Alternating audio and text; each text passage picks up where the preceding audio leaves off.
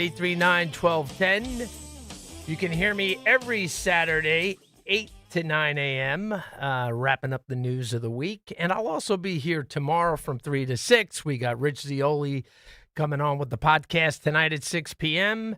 My producers today are Matt DeSantis and Justin Otero. That's the team here at 3 to 6 every day. How are you guys?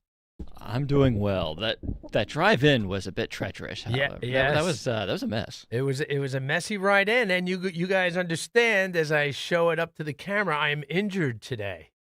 I had to get stitches over at the local town dump. You know, my wife warned me. She goes, "That bag, I threw all this stuff in. I was in this thing in my basement or whatever. Long story, but she goes, watch out for that." She said that the night before, and the metal got me today. But I'm playing injured. Wait, no, is it you can play hurt, but you can't play injured? I don't know which one it is. But anyway, I sent a picture of Stalker of this, and I said, I don't know. And he goes, you got to get in there. You got to get in there. That's how they do it here. You got to play hurt. A lesser man would have called out today. Oh, yeah, I tried to. The medical team advised that I do not play. It was funny. I got stitches in the hand today. So when I went to the Urgy, I'm a Cooper patient or whatever. That's where my doctor is and everything. So when I go into the Urgy thing, it's a regular doctor, an emergency doctor, and he has a med student. And he did the first stitch, and then he let the medical student do the rest. I felt bad for he did fine. But you could tell, it was new. They were working on me. I was the guinea pig for them. You're a test subject? Yeah, I was the test subject. But it really wasn't bad. And I'll tell you, that's the second time it's happened to me. I've had my same internist for years. He's a great guy. He's at Cooper. And, I go in once, and we know each other well. I can text him. He's texted me. We have mutual friends. I don't hang out with him, but we definitely have a friendship and a patient-doctor relationship. He had an intern one day, and I was telling him how I had a strain or whatever, or I forget what it was. But he goes, have you done to the med student? He goes, have you checked for a hernia on somebody yet? And the kid goes, no. So my buddy, who's the doctor, looks at me and he kind of are you cool with this? So I had to go through that with a new kid. Let me tell you, it was not. I'd rather have gotten the stitches. I didn't care if he screwed that up, but that was just so weird having a young guy who's never done it before. Come on. Anyway, enough about my medical issues. Okay, I do want to give a plug to the annual Bend to the Shore. Canlin Company, they're all participating. That's Families Behind the Badge. You can donate at bendtotheshore.org. And I think it's the 39th annual event. And let me tell you who's coming on today. We got Brigadier General from the Air Force, Blaine Holt. Blaine is, we're going to talk about, I had Blaine on a while ago, a couple of months ago. We were talking about Carg Island. Should we just take Carg Island? And here we are 2 months later. And Carg Island's back in the news, and General Blaine Holt, he's going to have plenty to talk about what's going on in Iran. So we'll do our little update with the Brigadier General. Then at 4 p.m., I got Will Hild, Executive Director of Consumer Research. He exposes a lot of companies who push these political agendas, and Will Hild will be on. We're going to talk about AI. I want to talk about a few things with them you got to stick around for the interview at 4 o'clock. Then I'll tell you about it. Guest at 5 o'clock, Doug Kelly, CEO of the American Edge Project. He's a pro-tech advocacy group. He wants to keep America competitive, but there's a lot going on there too. I find that, and we're going to make it interesting. Don't let this kind of stuff. It's not all politics. We're going to do plenty of politics today, but we're also going to, we're going to go down some different avenues today and try to get you some fun information. That being said, what's going on? One thing is this Charlie Kirk preliminary hearing. So this I have thoughts on this, and I'm not following it that closely. It's just a preliminary hearing, but a lot of people are going, all the conspiracy theorists are coming out because this is where the judge decides if this thing goes to trial. Obviously, this is going to go to trial. They just have to go through this kind of preliminary hearing where the judge says, yes, this goes to trial. It's a formality, but a lot of the defense is challenging evidence, and that's what they do. So the conspiracy theorists love this stuff. And what I always find interesting is how many people I know in MAGA who start kind of going down these weird rabbit holes on these conspiracy theories.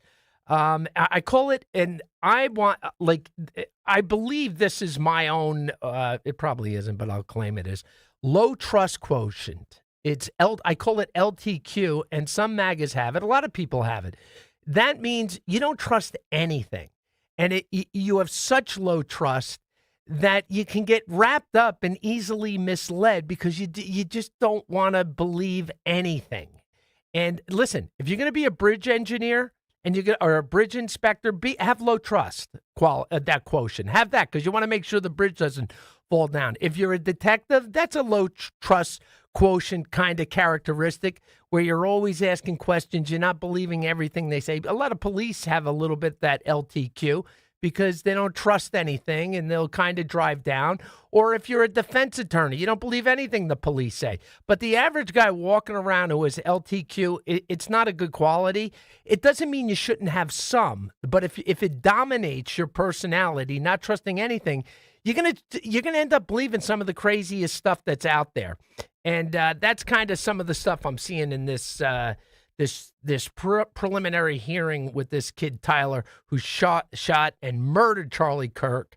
Really, what a despicable act that this kid did. This is one thing that I've noticed is people are forgetting what the motive was, and the reason because they don't remember the motive. They say, a young person with mentally unstable, he's a troubled kid.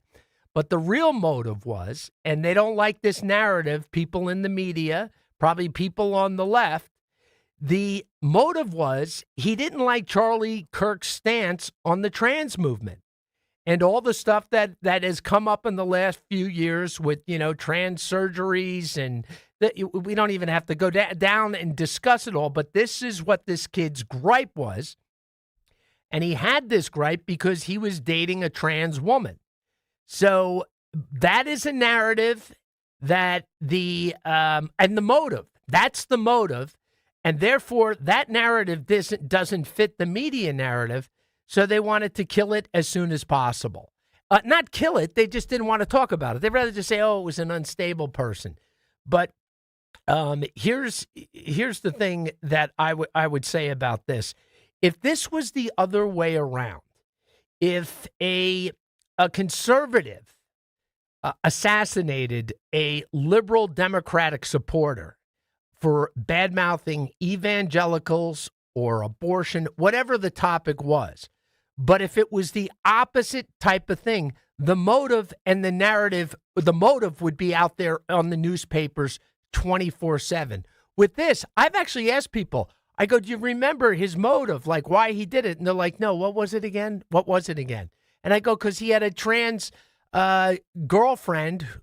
It's hard, you get confused. He had a trans girlfriend, and he was pissed. He didn't like what Charlie Kirk was saying about trans, and I guess he was trying to prove his love to her. I don't know what. We'll find out in the trial. Believe me, it's all going to come out. So I was quite. I want to give one example, and then I got to go to my interview. If someone, and God forbid this ever happens, but if George Clooney was the victim of an assassination, a huge Democratic person who spoke out against all types of Republicans, if it ever happened to him, we would know this person is a domestic terrorist. We would know all the motive. That's all we would talk about 24/7 over the next year. But with the Charlie Kirk motive, they didn't want that trans thing in the news. They killed it, and they act like that wasn't it. He was just a little bit of a sick, troubled kid. With that, you think we should go to break before we bring the general on? No. All right, let's bring on General Blaine Holt. Great to be back with you. Brigadier General, Air Force. I want to get everyone to know what your title is, General. But I'm so glad you joined us. I know you got a busy schedule today. But a couple of months ago, we were talking about Carg Island, and here we are, a couple months later, and Carg Island's back in the news. So what's your take with where we are today with what's going on in Iran? Yep. Well, we're now throwing away the MOU.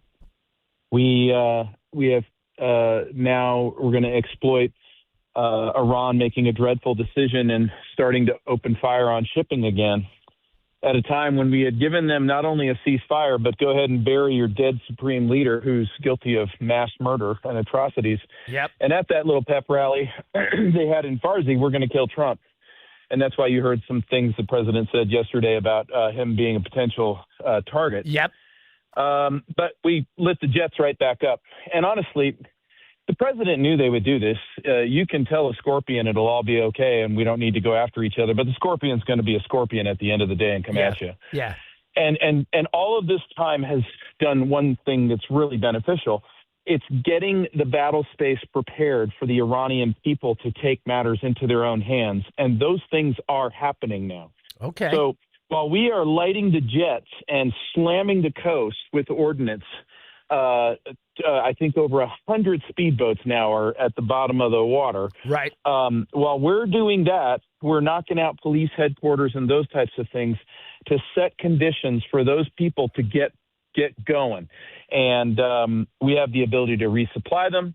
We may have to take Carg Island and secure that in case the IRGC that's going to become martyrs very soon has booby traps, or they want to wipe out the oil as a last-ditch thing. And we're going to go forward with this, but we're not going to do it with 130,000 troops on the ground, and that's where patience is going to be involved. It's going to take a little longer, but the Kurds are up on the northern border. Even the Iraqi government is arresting spies and destroying money laundering networks. So it's all coming together. Yeah, and I guess and this is the problem with the media and the public. They expect it's like a straight line. Basically, Trump has all these different options, so he buys time, what you're saying, to prepare for maybe this time will give the Iranians time. Who knows what intelligence is doing to help the people in the street. And maybe the long shot chance, Trump probably always considers, maybe they will change their mind and I won't have to hit them with the stick again. But it's funny how I get frustrated that people want some real simple package delivered to them as far as how it's presented and how exactly it's going to work. Yeah, they want it to be a war movie. It's like, oh, it started here, it ended here, it's happily ever after, there's the victory, okay, we move on. And in fact, this is an enemy that's been entrenched in the number one state sponsor of terror for over 47 years. They've got not just their tentacles in terrorism and bombing, but in co-opting, bribing, extorting politicians around the world and people of influence in their spy networks. This is a very dangerous enemy who's in its final throes. And as everybody knows, that when your enemy is on its last legs, they're at their almost most dangerous. Yeah, they're desperate. So the president has exhibited a lot of patience. No one can ever accuse him of not giving these Armageddon psychopaths off-ramps. And they didn't take them because we knew they wouldn't take them. But now here come the Iranian people. And how do we know they'll take back their country? Well, we can't know for sure, but what we do know is they don't have food and water. Their currency is worth zero, and they darn sure don't like being mowed down in droves and tortured. And so I think it is the time for the Iranian people, indeed the Persian people, to take back their country. And, hey, we'll help with the aerial stuff. We'll throw a bomb anywhere they want, 30 minutes or it's free, and we'll see a great Iran come out of this. So your prediction that it's going to get messy for a little bit, but you have some confidence that the Iranian people are going to play a role in the sense that, you're not going to see them all storming down into terror, but they're going to play a role in aiding the United States if this thing heats up. And I guess you're saying it's going to heat up. Yeah, I believe that. But then here's my warning. we have to be especially alert here at home because we know 4 years of open borders has put terror cells in our own nation. Yep. And you could see where an IRGC that is in the last gasp of oxygen activates cells, and we don't know if those cells will follow their orders or not because they will be orphaned the second the IRGC is completely done, and they're getting there. It won't be long. You know, it's interesting. They talked about these Hezbollah, Iranian cells. They've talked about them for decades. Like, is that, I guess in your line of work, that's always been on, like, American military and intelligence mind, like who is in here, and they could be a bit of a problem. That's exactly right. And we shouldn't forget, Hezbollah, it has the relationship with Iran, but it also had relationships with Venezuela and was working actively with Tren de Aragua. Yep. In infiltrating our country over those last 4 years. And so they have been working together. I believe that Treasury's done a very, very good job in mopping up a lot of the laundering networks for them to get money. So they have been starved of resources. We've had years now to develop intel pictures against them, but that doesn't leave every one of us completely impervious to any kind of attack. We need to all come together at the neighborhood level and just be cautious. Because I don't want to instill fear into anybody, but you know, we're taking down Iran after 47 years, so people should be careful. Yeah, and listen, a 47-year mess is not fixed overnight. If you have a dysfunctional family, if you have a business that's in trouble over years and years, they don't get fixed and turned around right away. I had a perspective, and maybe you can comment on this. I kind of thought that Trump was in no rush. It was a kind of carrot and stick philosophy. He controls the air. He controls everything around there as far as when and whatever way he wants to punish them when they stepped out of line. And I thought that maybe the strategy was, as they build these alternative oil kind of logistics that went around the Straits of Hormuz, that Trump would play this game until the economics of it, where no one really cared about the Straits. But it sounds like that theory is, that's a radio host theory in Philadelphia. What do you think? No, I'm going to grab onto that a little bit here. I think you're right. And the other part that we shouldn't overlook is that President Trump's social media messaging, combined with the actions of the Treasury Department and Scott Bessent, have come together in a way that have not only stabilized oil's futures prices during this entire crisis, but the general trend line has been down the entire time. Yes, there's been spikes. Yep. And that was something that the Iranians were banking on, that they could see oil go streaking off to $100, $200, $300 a barrel, and that America wouldn't have a stomach for it, and the world opinion would go against Trump directly. That's not what happened. Yeah. The opposite of that happened, and I think that's another reason why this has been so successful and why anytime President Trump talks about this, he's almost very blasé about it. And what we like about that is that's the president's confidence in the United States military that's getting it done. Yeah. Yeah. You know what? There's a lot of moving parts going on this, and there's a lot of chess game going on with the president as commander in chief and his military strategist. I'm going to move you off to another part. Since I want to ask you about Ukraine. I heard General Petraeus speak at the Union League a couple of weeks ago. And his position was that we could see this thing wrapping up in the near future. And I think Donald Trump just kind of relayed a similar message. What's your opinion on that? Well, first off, you're never going to get me to counter my old boss, who I adore, and he is a mentor to me. Okay. But I will tell you that he's right. President Trump meant it when he went to the G7 and said, "I'm the boss." Yeah. And what he meant by that is you folks in Europe think that the only solution to this war is more money and weapons, and we have millions dead now.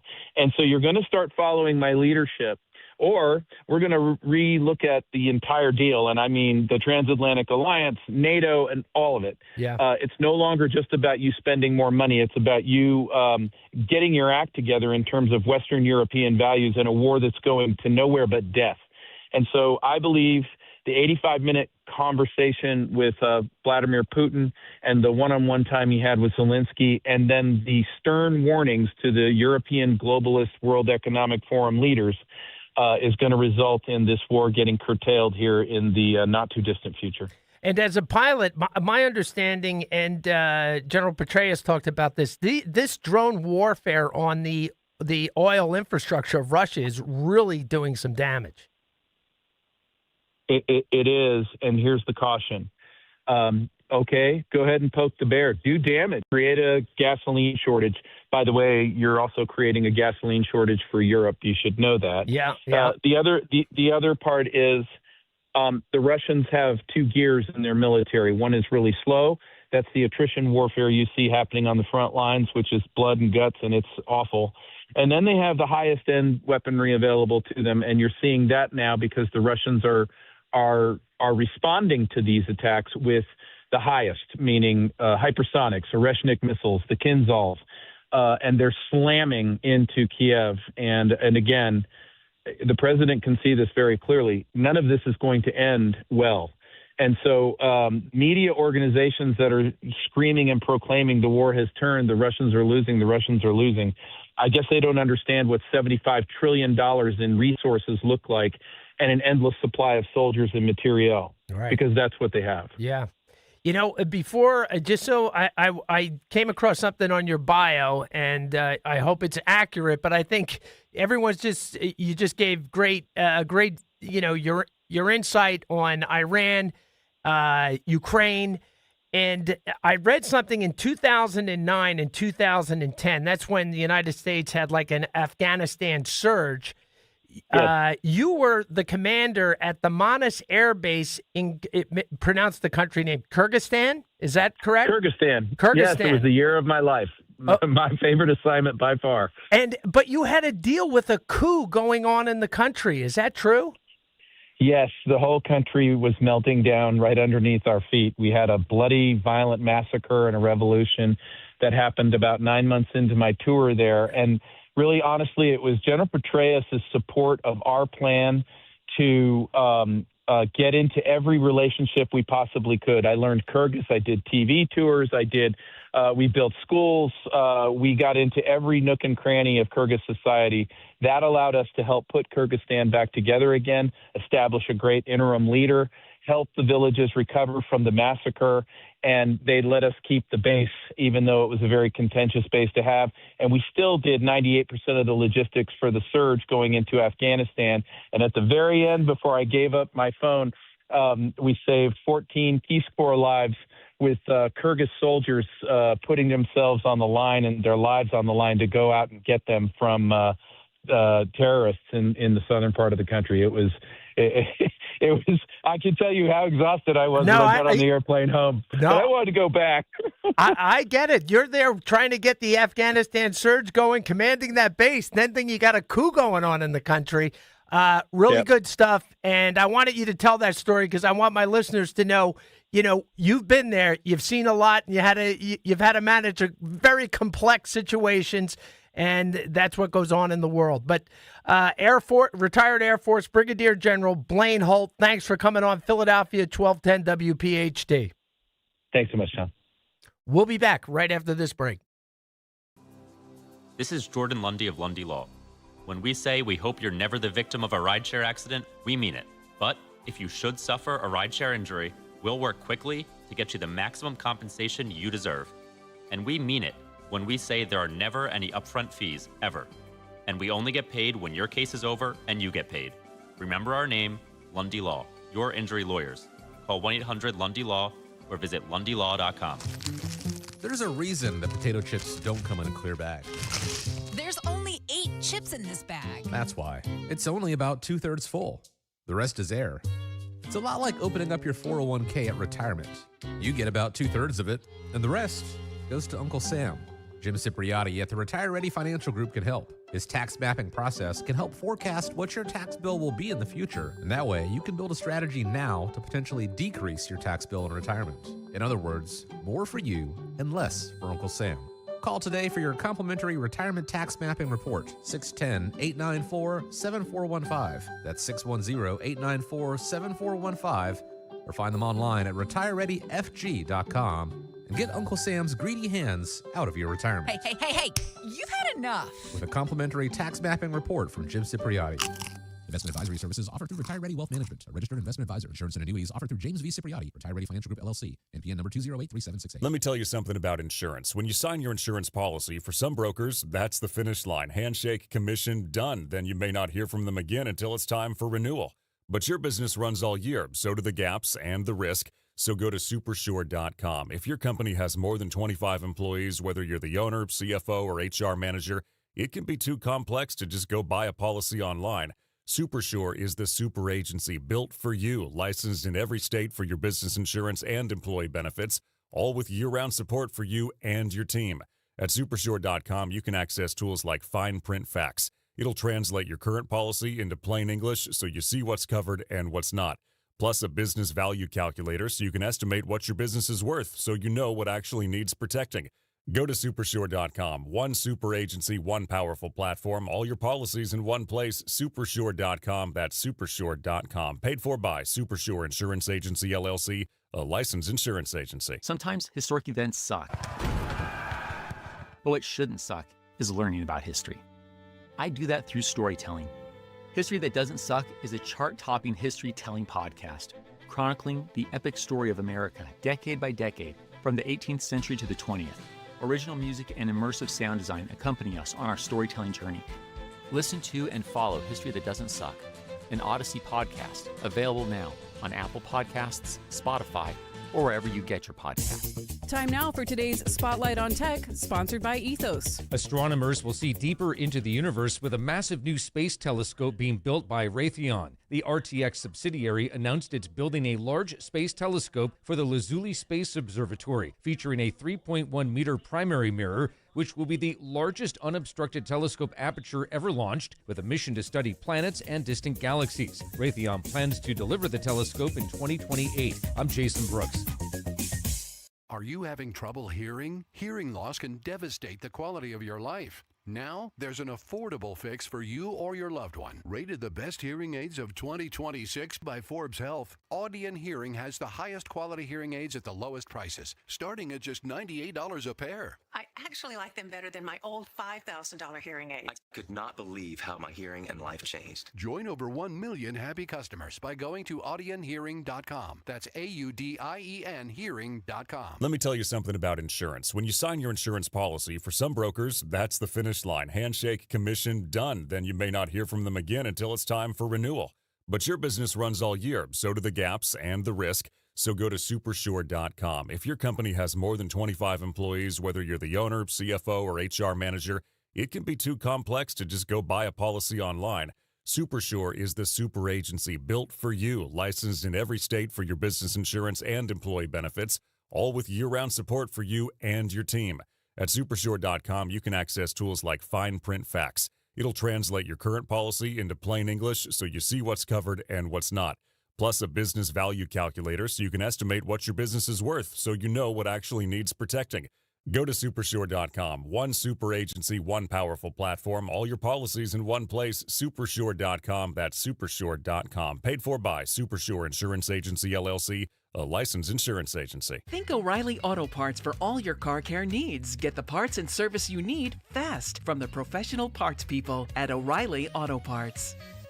Broadcasting live from the Piazza Auto Group studios. Experience the power of one with 8 brands and 25 locations. Talk Radio 1210, WPHT.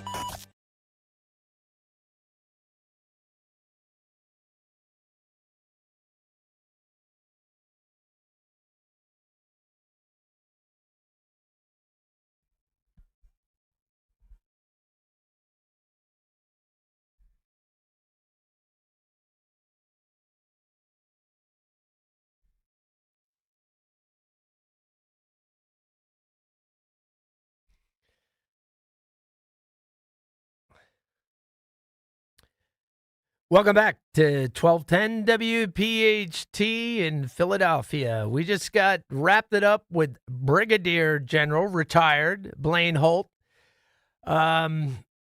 he covered a lot of subjects for us, but I read about that coup today, and I would say that guy was a busy guy. You're trying to do a surge in Afghanistan from one country, and the next thing you know, you're dealing with a coup in the country. But he sounds like a very capable man. And I saw in the news today. I'm gonna go back to the team here, Matt and Justin. What did you take from the general there? It seems like I felt like he was saying this is going to get real ugly for the Iranians, and then of course the American public will be losing their minds too, from both the right and the left. But what was your take on it? Yeah, I kind of got a similar vibe that this likely won't be resolved anytime soon, which sort of mirrors what Condoleezza Rice wrote about in the Wall Street Journal. I guess it was a few weeks back. Yeah. She said that it might be in America's best interest and the Trump administration's best interest to kind of just leave. Don't negotiate any settlements. Leave the Iranian economy crippled so that it can't fund its terror proxies. Continue to restrict Iranian oil leaving the Strait of Hormuz, since Iran's not allowing other nations to get their oil through, because that primarily impacts China. I think something like 20% of the world's oil comes through the Strait of Hormuz, but 40% of China's and less than 4% of the United States. So the country that's impacted perhaps the worst is a geopolitical adversary. Yes, so yeah. I mean, they're worse off than we are. Now, obviously, like, the political consequence is you've got midterms right around the corner, and you've got the price of fuel potentially going up, and that's not going to look great to Trump and Republicans. Yeah. But I don't know. I kind of am sympathetic to that argument. You know what? It's an interesting argument. I think Trump doesn't have that mentality, though. He's a fixer, and he's like a lot of entrepreneurs. Like, nothing goes unanswered, because it's kind of like inaction is worse than bad action a lot of times. Like, when you're in corporate America, it's a different mentality. It's kind of like, hey, we're bigger and stronger. We got a lot of resources. We'll sit and. But I'm just, and I'm not saying one's right or one's wrong. I just don't see that in Trump's personality. My thought was that he would just hold the stick over their head and beat them when they needed it, and then maybe do the Condi Rice thing. Once all the oil, companies and countries they move quickly when things start going bad, and they start looking for other alternatives. And that's been going on with all these different oil logistics that are being developed across the Middle East. And as American production goes up. So I always just thought he was just going to pound them on an as-need basis. But I don't know, the Brigadier General, I kind of felt like he was like, we're getting ready to go into a bit of like a revolution over there. He seemed to be indicating that maybe we don't see it, but they're feeding some type of weapons, strategy, communications to the people in the street of Iran. Did you guys take that as his view? I don't. Yeah, I did see today that during this ceasefire, Iran was able to dig up a lot of its weaponry that had been demolished or buried during the initial assaults, which makes me question whether or not there's like an ability for a domestic uprising, because you would figure Iran would. They've already done it before. They killed, I think, an estimated 30,000 of their own citizens. So I'm sure they wouldn't hesitate to turn that weaponry on their own citizens if they thought that their leadership was in jeopardy. So I don't know. I guess I would love to see a domestic uprising that overthrows the regime, but I don't know how realistic it is. I don't think it's a complete where the Iranians step up. I think it's like a combination of a lot of different things hitting them from all different angles. That would I think it might be part of it, but it's not going to be all of it. Obviously, the United States military are the eyes all over the country. They can hit at will, and who knows what the Israelis have up their sleeve to take out, take out different things in Iran. Anyway, the bottom line is we don't know. we don't know, and we're gonna have to wait and see. It was funny today. I saw in the news that 3 members of the IRGC were killed by the U.S. military, and I'm like, only 3. I mean, like, how about 300 or 3,000? They hit 80 targets. Yeah. I was like, we got to get those numbers up. But listen, that's why we bring on the Brigadier General for stuff like that. Now we'll go domestic. Let's go back to Graham Plattner in Maine. I know everyone has been beating this dead horse, so we will continue to beat this dead horse.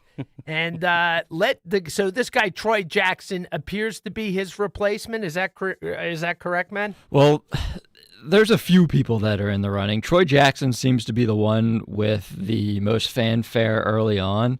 Ro Khanna has actually already come out and said that he's endorsing Troy Jackson, which is bizarre because Ro Khanna has explicitly stated that the red line for an endorsement for him and the reason why he abandoned Plattner was because he wouldn't support any candidate accused of sexual assault or violence against women. Well, now there's a report against Troy Jackson. I don't know how true this is. Well, let's hear it. Well, here's Troy Jackson on why he was defending Graham Plattner. This is cut 2. Okay, or do you want me to go to the new allegations first? Let's go to the new. No, I'm saying let's hear it. Let's hear the new allegation. Or are you letting people hang on a minute? I want to hear it now. We'll go right into the allegations. So there's a political organization known as Progressive Victory, right. And they're hell-bent on basically making sure that history doesn't repeat itself and Maine doesn't replace Plattner with another candidate with a checkered past. And one of the things that they found, and this is the quote, Troy Jackson, in a heated disagreement, struck a female colleague with a bottle he threw at her. There are many witnesses, and it appears this is a widespread open secret within Maine politics, and it's not an isolated incident. Was it a glass bottle? They don't say, only that it was a bottle. You know what? He might get past that because I remember Kamala Harris, there were a lot of witnesses to when her husband, the attorney, the entertainment attorney, like smacked the girlfriend out in front of the valets in California, and that just seemed to go away. But I'll say this. If it's just, I mean, you shouldn't throw a bottle at a woman. You shouldn't throw a bottle at anybody. I've actually been hit over the head with a bottle, but that's another story. A glass bottle or No, a glass bottle. Oh, my believe gosh. me. Yeah, there's a whole story to it. It's pretty violent. No, I mean, it's just a long story, but it's an interesting story. I will tell you that. I got suspended from college. But anyway. You got hit with the bottle and you were the one suspended? Well, there's some things called revenge. And locking people in a room with you is not a good idea. But anyway, we got to keep moving. So, okay, let's, I just want to finish up that thing. If that's the only thing, see, that's what happens. If it's him throwing a bottle once, they'll probably move off of it. But like with this Graham Plattner, it was one thing after another. I mean, the Nazi tattoo was a deal breaker from day one, and then there's 50 or 100 other things that came out. Yeah. But let's play Troy, the bottle thrower, Jackson's clip, allegedly. Let me ask you, because you campaigned with Graham Plattner during your bid for governor, even as all of these other controversies surfaced, old Reddit posts downplaying sexual assault in the military, since covered up tattoo resembling a Nazi symbol. He denied knowing what it meant, as well as allegations from past girlfriends about physically aggressive behavior. He denied those. But why were none of those controversies a breaking point for you? Mm-hmm. I think the old Reddit post, I think even the tattoo, there were plausible things that, people can change and things like that. Oh, gosh. Okay, I don't know how you change after having the Nazi tattoo on your chest for 20 years. Yeah, I mean, for 20 years. And I have said this before. Marines, they know exactly what they're putting on with their tattoos. They mean something to people. He knew what he was doing. I'm not saying that.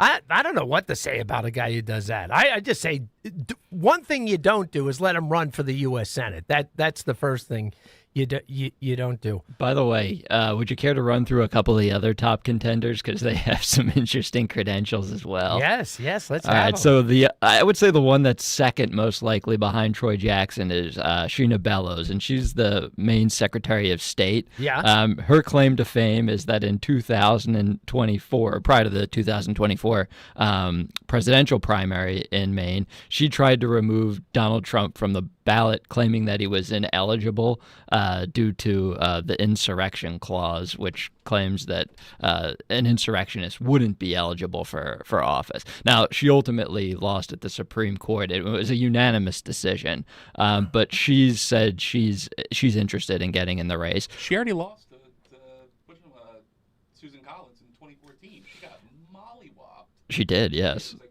68 to 31. I think that's what it was. Well, why not run her again?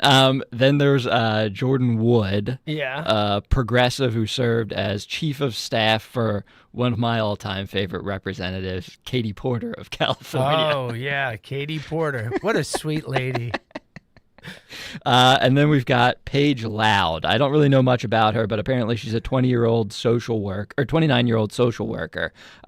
She's a progressive campaign focused on universal health care, free higher education, and federal housing subsidies. And those are a handful of the contenders right now. Okay, but you're saying Troy looks like he's the number one at this point, or they're not really saying? They probably don't have any polls out yet. No, I would venture to guess he's the favorite for two reasons. One, Ro Khanna has already come out and endorsed him, which obviously Ro Khanna is not exactly a kingmaker. But he's such a loudmouth. I can't. Most of the organizations that had previously endorsed Plattner have already re-endorsed. Yeah, Troy that's what I was going to say. Okay. And Plattner is a big Troy Jackson fan as well. And now the party claims that the main Democrat party claims that they're weren't going to involve Plattner in any way imaginable in selecting his successor. But I don't know. I think in order to capture his demographic, Troy Jackson might be the pick they want. I'll tell you, a guy. This is how you know this guy has allegedly sociopathic tendencies. Forget, we have all the other stuff on the resume. With the, we all know his past with women and the tattoo and all the stuff from the just so many comments, and there's so much stuff about him. But he's that most people would just go run now. You know what I mean? Like, I mean, most normal people would have bailed out a while ago. He's still making demands. And he's still kind of denying he's done anything wrong. So maybe he's thinking of his future, that a good offense is the best defense. But I would have thought they would have worn this guy down 2 months ago with everything that was coming out. But to this day, he's still fighting. And to me, that could be two things. One, he didn't do any of this stuff, which we all know he did. Or he really is, he's pathological. Yeah, I think he's like a sociopath personally. Yeah. I'm actually surprised he didn't stay in, because I kind of believe that if he had just stuck this out and he was ultimately the nominee and we passed the point of no return, the date comes and goes. I think it's like July 27th, although he had to drop out by Monday. I kind of think Democrats would have circled back around. There was that famous Sonny Hostin quote on The View. This was prior to the most recent sexual assault allegations, where she implored Maine voters to just hold their nose and cast their ballot for Plattner, because although he's a flawed candidate, he would help Democrats defeat Republicans and regain control of the Senate. Now, I don't think anyone would have come out and endorsed Plattner or appeared on his behalf on the campaign trail, but I do sort of think that sentiment would have been popularized on the left. I actually agree with that. It would have. I actually think if he got through 2 or 3 more news cycles. Mm-hmm. Then all of a sudden, it all goes back. Not that was going to help him win, or he was going to get more voters or anything like that. But you know what? Long term, from a selfish standpoint, he probably should have wrote it out and said it's all lies, and not drop out. That I agree with that thing, with that perspective, Matt. Here's another thing I found interesting, and I'm going to throw someone under the bus. It's a Democrat, so it's so easy to do. It's a Democratic senator, but. Jenny Rassicott, who is the victim of this, she is a progressive liberal woman, and that is the only reason why he got taken down, because that's what you have to do. Forget the whole Me Too movement. Forget all this stuff about believe all women. until they had her come out and say this guy sexually assaulted me, and she had on her resume that she is a progressive, Democratic, liberal woman. If it's not all women, it's only when Democratic women. And a perfect example is Lindsay Fitfield, who was a Republican in Washington, D.C., who must have been out of her mind because she dated Plattner. And she pretty much told the New York Times in an interview, he was basically, and I'm summarizing here, an aggressive, violent pig. So the Democrats, and here's the establishment, Senator Sheldon Whitehouse from Rhode Island. This is before the new news broke from the liberal progressive woman, but when Lindsay Fitfield, who worked for, I think Nikki Haley, the South Carolina governor, when she came out and said what she thought about this guy after dating him, his response was only one person said something. The person who said something that was unsettling was a woman that worked for the right-wing political operations. Basically, that's just meaning if you were a Republican and you happen to lose your mind and date this guy, Plattner, in the sense, that's the only voice that matters. So he's going to have to live with that quote. And listen, the biggest thing about this is they've all been exposed. The establishment has been exposed. Not that we needed this to expose them, but anyway, Bernie Sanders, Chuck Schumer, Cory Booker, they were all on board after the tattoo, after some of the complaints from women, after some outrageous behavior online. The establishment was on him, was with him, and now finally the back was broken with a liberal, progressive, Democratic woman come out. Because I guess once, that happens, they had enough, and that broke, as they say, broke the camel's back. But before we throw it a break, I just thought I'd share these Kalshi odds with you. So Troy Jackson is the overwhelming favorite to replace Plattner at this point, according to Kalshi. He's at 49%, and Bellows is at 31%. Okay, hopefully we find out he threw a few bottles. If it's one bottle, you throw one bottle. You know what? You might get by. Even if it's not him, though, it sounds like they've whittled down the list to a bunch of lunatics. Like, it doesn't seem as though Democrats are going to have a real solid candidate in Maine, which I guess benefits Republicans, but I don't know. It would be nice if one party wasn't like totally insane. You got to give Fetterman credit. The Democratic Senator Fetterman called him a creep and a dirtbag. Right early in the stages of this, Fetterman came out and said exactly what this guy is. And what's amazing is that the Democratic establishment thinks Fetterman's the problem. The guy that had like the moral fortitude to come out early and say, this guy, Graham Plattner, is a dirtbag. But he's the establishment wants him gone. It's interesting what's going on in the Democratic Party right now. With that, we'll go to break. We'll be right back.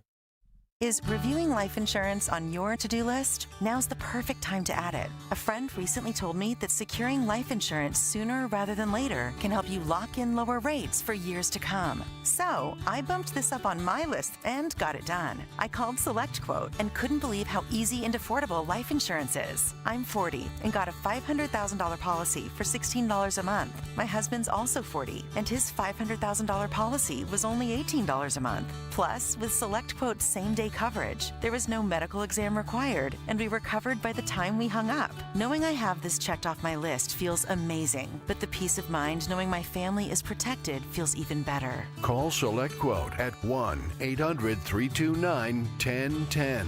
That's 1-800-329-1010. Or go to SelectQuote.com to get your free quote today. That's 1-800-329-1010. Details on example rate at SelectQuote.com. Attention. Have you racked up $10,000 or more in credit card debt? Are you barely getting by making minimum payments? With credit card debt reaching all-time highs, National Debt Relief is notifying consumers about significant debt relief options currently being made available to help those with overwhelming credit card debt. These options may reduce a large portion of credit card debt for those who qualify. You don't need to declare bankruptcy or take out a consolidation loan, and you may only have to pay back a fraction of what you owe, even if you have bad credit. National Debt Relief has already reduced the credit card debt for more than 550,000 consumers. So don't wait. If you owe $10, $20, or even $100,000 in credit card debt, you can now take advantage of this financial debt relief as the cost of living continues to skyrocket. To check what debt reduction you may qualify for, call 800-358-6868.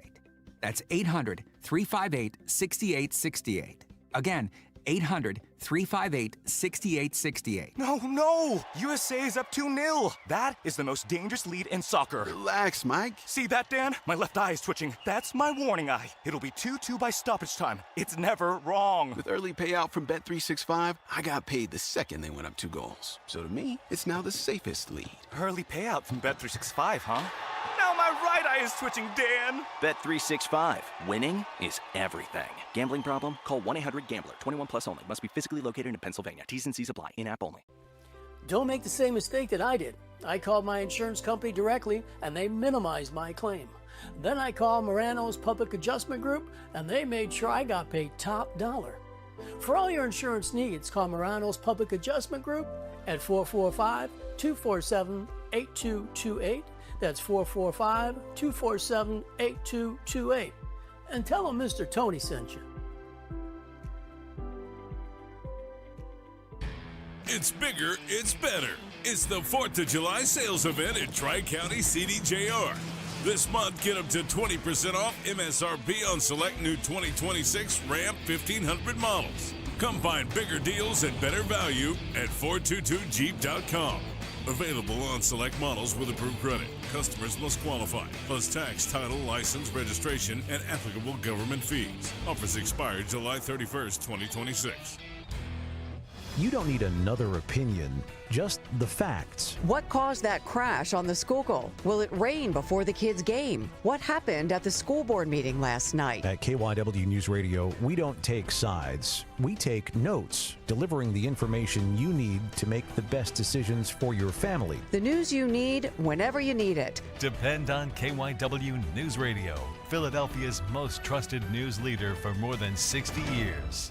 The summer heat means it's that time of year to crank up the AC again. To keep your home cooling more efficiently and help save you on high energy bills, better go Guida and finally replace your old drafty, inefficient windows and doors at Guida Door and Window. Right now, Guida is offering their best discounts of the year with their big 40% off summer sales event on all expertly installed windows and doors. You'll receive 40% off each window you buy. That's right, 40% off all high-performance, energy-efficient triple pane windows. And you'll receive 40% off any door, including insulated entry doors, patio doors, garage doors, and storm doors. Plus, get your project started today with no money down and pay it off interest-free for up to 18 full months. All prior sales excluded. Minimum purchase required. Don't let these big discounts pass you by. Go Guida today to take advantage of these limited time savings by calling to schedule a free in-home estimate at 1-877-GO-GUIDA or visit them at GoGuida.com. That's GoGuida.com.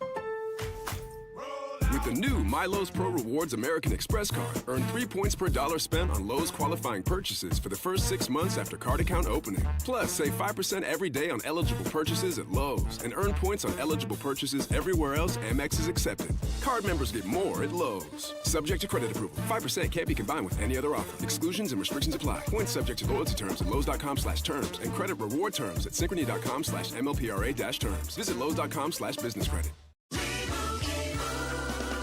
Doug. Limu and I created a trick to help you remember that you can customize your car insurance and save with Liberty Mutual. You see, the shirts Limu and I wear are yellow, and yellow is the color of lemons, and lemons grow on trees, and trees provide oxygen, and oxygen helps us breathe, and breathing is how you live, and you can live more life when you save money by customizing your car insurance. I agree, Limu. It's really quite simple. Only pay for what you need at libertymutual.com. Liberty, liberty, liberty, liberty. Hi, this is Dave Barlow from Barlow Buick GMC in Woodbury, New Jersey. Baseball season is heating up, and so are the savings here at Barlow. The All-Star Buick GMC lineup is waiting for you. Leading off, the powerful GMC Sierra, built to knock expectations out of the park and be the MVP of every road trip. Visit Barlow Buick GMC this summer, where honest pricing and dedicated service are always part of the lineup, or shop 24/7 at barlowautogroup.com. Buick, exceptional by design. GMC, we are professional grade. Pet parents, there are many sources to buy your pet food these days, but at Dogs and Cats Rule, we take special care in selecting our brands based on quality of ingredients, company transparency, and science-based nutrition. Coming into a Dogs and Cats Rule store with a dietary issue, we can help select the proper food. The best part of the visit is the shopping experience. That's Dogs and Cats Rule with 7 locations. For information online, visit dogsandcatsrule.pet. Dogs and Cats Rule. Shop small, shop local, shop family. WPHT, WPHT, HD, WOGL, HD3, Philadelphia. From the Piazza Premium Automobile Studios. Powering your drive with 10 brands and 20 locations. Always live on the free Odyssey app. Free speech lives here. Lives here. The WPHT Afternoon Show.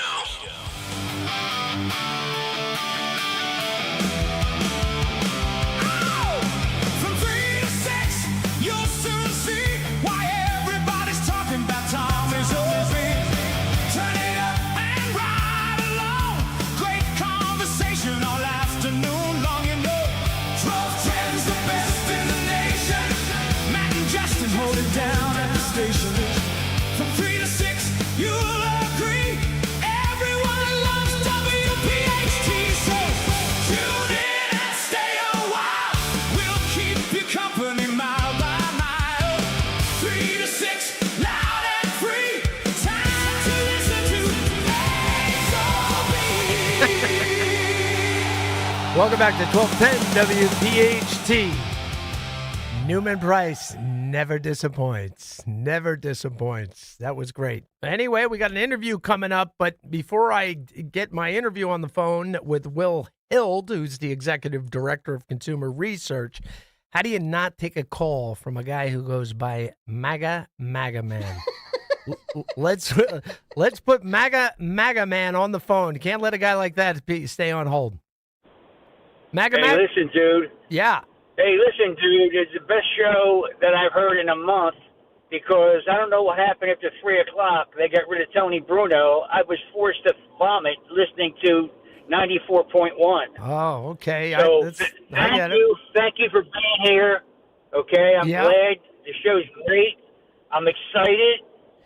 But I don't like the music. I want Freebird when you switch off like that. I don't like that music. I'm going to see what I can do about that. MAGA Man, thanks for the compliment and the support. I really appreciate it, and we will get you your musical choice. I promise you that. I can deliver on that. Listen to me. Yeah. Listen to me. I'm 75 years old, and Stalker doesn't like me because I criticize him all the time. Okay. So you tell him when he gets back. Too bad. All right, as soon as I wrap up the show, I'm on the phone with Stalker. So I want to thank you for calling in. We got to move to our guest, but MAGA Man, thanks for the compliment. Okay. Our next guest is Will Hild. He's the Executive Director of Consumer Research. And what they do well is they expose the big corporations who push political agendas. I don't even ESG, environmental, social governance. Trump has changed the culture. I don't even hear anyone mentioning it anymore, and that's because guys like Will Hild, I'm sure, was out there every day fighting against this. Will, welcome to 1210 WPHT in Philadelphia. Oh, it's great to be with you, and thank you for those kind words. Indeed, we have been fighting against ESG for many years now, and I appreciate that the kudos there. And know what else I like? I hear you're a Florida Gator. You went to the University of Florida. Is that true, Will? Yes, sir. Yes, All sir. right. I was there during the absolute height, both basketball championships and the football championship. It's a great place. And let me tell you, people don't know this. Getting into the University of Florida is very difficult today. That is in high demand to get into the University of Florida. Do you agree with that, Will? I agree. You should have seen the stuff I had to do, the disguises I had to wear to sneak into that place. Oh, I get that. Believe me.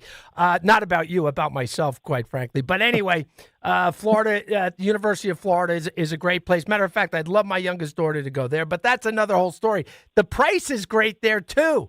Oh, my God. If you live in Florida and you go to the University of Florida or all the Florida schools, they have a great university school system down there at a great price. With that said, organizations like yours and MAGA, what we were talking about before, they've really turned the tide on all the ESG nonsense. What other big things have you guys been attacking? The big sort of unholy trinity of ESG is DEI, net zero. That's the push to net zero carbon emissions by 2040 or 2050, and then the trans or the hardcore LGBTQ agenda. Those are the big three things that the ESG agenda, puts through corporate America and sort of tries to shove down our throat with going around the ballot box. And so that's sort of been our focus, is to attack the large Wall Street asset managers, the big banks, the big insurers, who've been basically using their market share in the financial services industry as a bottleneck, basically to force all of us across the country to live a way we never voted for, never asked for, and opposed. So that's sort of been our main focus over the last 5 to 6 years. Well, it's very, people don't realize Congress makes the laws that might have some restrictions or whatever on businesses across the country. All of a sudden, it was like Congress was out of that business and it was activists that were running corporate America. It was insanity. You're exactly right. And so people can understand sort of what the problem was very briefly. The mechanics of this is you have large asset managers. BlackRock kind of became infamous for this, but there's also State Street and Vanguard. And they hoover up large pools of assets. So state, local, federal pension funds, sovereign wealth funds from other countries like Japan and Norway. So they have this immense amount of capital. It's not their money. Remember, it's our money and it's other people's money, but it's not their money. But then they buy shares of these companies, and because they hold those shares in custody for their clients, they vote those shares. So they decide whether people get to hold their jobs at the companies, whether they get to stay in the board of directors for those companies. And that gives them an immense amount of outsized power they never really earned. It's not their money. It's not their vote, but they use it. They use other people's money to push this agenda. And back in 2017, they really started to coalesce around pushing this ESG agenda, and that's really when you saw it get turbocharged. And why all of a sudden it seemed like all these retail-facing companies, from Coca-Cola to Target to whatnot, seemed way more concerned about pushing an agenda and sucking up to Larry Fink, the CEO of BlackRock, than they did about whether they were going to lose customers. And so that's sort of where we are today. We've been pushed back on that, but it's still not over. I think that's, chat a little bit today about where the fight continues. You always got to follow the money, because these pension funds that are run by the states and these big union organizations, which tend to lean left, that's what you're talking about. They got every fireman's money, every guy that's worked in any type of union job or government teacher, whatever, that the influence of all that money and how they were able to try to take control of these corporations is crazy, but it was happening. It would have got worse. But with Trump, it seems like the whole culture's been turned around to a certain extent. Do you feel like we're actually? I always say to people, when you're trending in a good direction, you should celebrate that. Do you think we're trending in a good way right now? Absolutely. I will refer back to your sports or talk of the University of Florida. It's a little bit like you're in a football game and the momentum has shifted. You're still behind in the score, but suddenly you're the one putting up points on the board. You're the one scoring touchdowns. Yeah. They're the ones playing defense and losing, and that's where we are. They've made up a lot of ground. They have a lot of ground on us. They pushed a DEI agenda, for example, that's put people who haven't earned their positions in terms of their merit and their credentials. They're still working at a lot of corporations. There's still DEI departments or renamed DEI departments at a lot of these corporations. But they are on their back heels. They are in a defensive position. And I agree, the election of Donald Trump and laudably the executive orders he's done on DEI, on pushing net zero with other people's money, have made an immense amount of impact. But the caution here is that if there was to be a change of administration and we don't fully solve this problem, we don't really put the bulwarks in place to prevent this from coming back, those people are still in power. And if they feel like the coast is clear, they are going to come right back to doing what they were doing during the Biden administration and even during the first Trump administration. So we really have to keep our boot on their neck and finish the job here. We have to win the game rather than just it's good to celebrate a change in momentum. You're 100% right. But you have to turn that change in momentum all the way into the winning score at the end of the fourth quarter. Yeah, it's kind of like you're managing a chronic disease. It can rear its head at any time, and you gotta keep working at the whatever you got to do to keep it in check. This is another issue I think you'd be very familiar with which I found outrageous. The debanking thing, and it happened to the Trump family, and I want people to know that's one of the reasons they got into crypto. The debanking of the family, Melania, they're running a giant business of hotels and real estates, and they can't even get into their bank accounts to pay their bills. That actually happened to the Trump family, and that's why they were like, God, we get caught up in this is the system that they can do this to us. I heard that's why they looked towards crypto. What do you have anything on that, Will? Yeah, I would just say that doesn't surprise me at all. And what was really disgusting about the debanking that went on, not just of the Trump and his family, but also across America, is that a lot of times when there were instances of it, when it was pretty obvious that was what happened, the banks denied it and kept lying and lying and lying. And it wasn't until Trump went on CNBC and exposed both Bank of America and J.P. Morgan for having debanked him, that their CEOs, Brian Moynihan and Jamie Dimon, had to come out and basically admit at that point that indeed they had debanked the former and the once and future president of the United States. But if that's what it took for them to get to admit that they debanked the president of the United States, imagine what they're doing to individuals like you and me, right, who don't have a voice, who don't have the bully pulpit that thank God Donald Trump has. Yeah. They have been lying about this, and we should not be quick to trust these banks. We should keep a healthy distrust when they deny, when something looks fishy and they deny that it's fishy. I don't trust. Reagan was famous for saying trust but verify. I don't trust, and I demand to verify when it comes to these banks. And that's actually what I just had an op-ed published.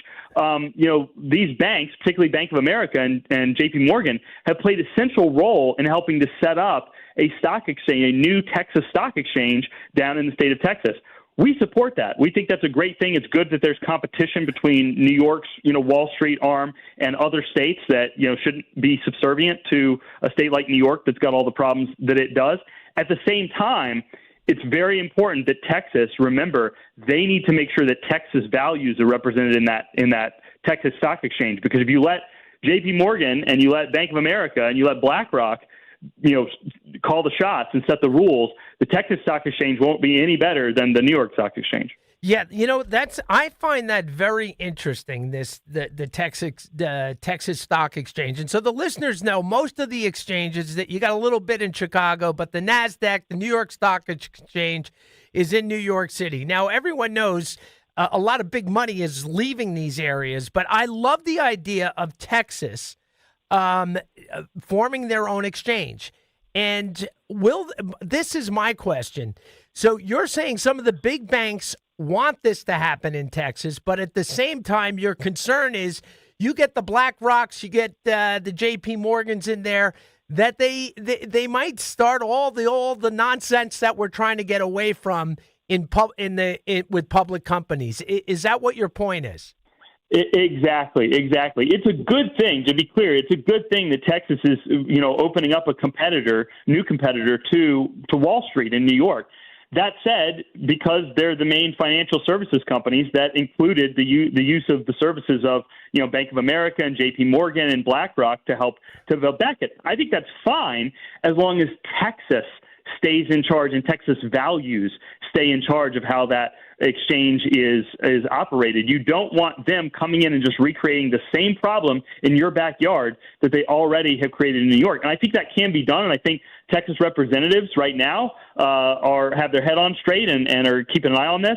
My warning was simply that they need to maintain that over 5-10 years. So you start moving all those financial people down into Texas to operate the stock exchange, and they're going to bring some of those values with them. And you need to make it clear, in Texas, we don't do those types of things. We don't violate fiduciary duty. We don't try to force our will on the American public through misuse of pension assets and that kind of thing. So that needs to be made very clear that these players, these banks and these asset managers, their values are subordinate, political intentions, I should say, are subordinate to Texas law and values. And as long as that's maintained, I think this is great. It's great, but that has to be preeminent. They must see, well, they see what's going on too. Listen, these banks and the guy and the people that run them, and believe me, I got family members who've been deep involved on Wall Street.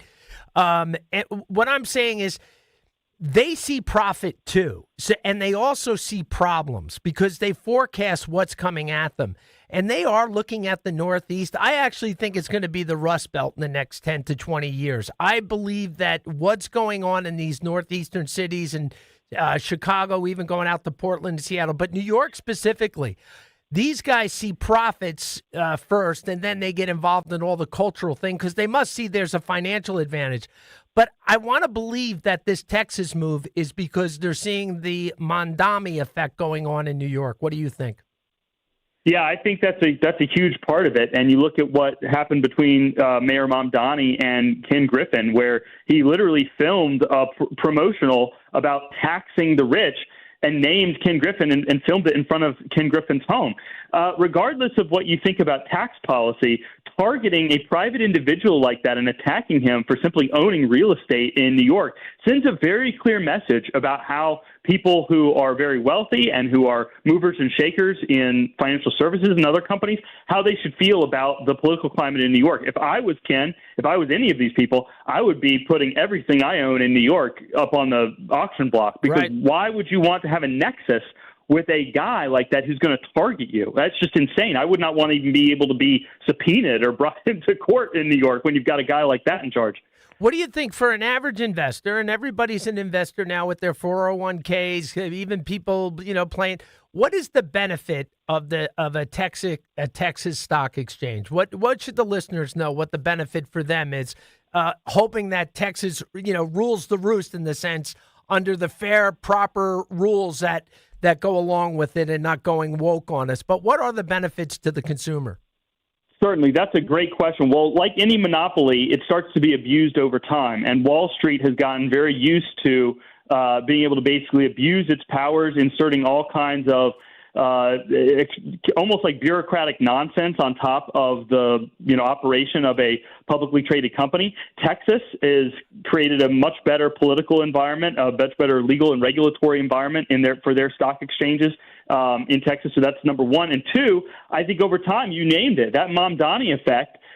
You've already had people like Senator Warren, suggest that Texas have sort of a tiny per transaction per sale tax attached to operating a stock exchange, so that they could basically milk people buying and selling stock in the state of New York for the people of New York. Well, you live in Ohio, that's just you basically being taxed just so you can make a trade in your portfolio. That's no good. Texas is not going to do that, at least not anytime soon.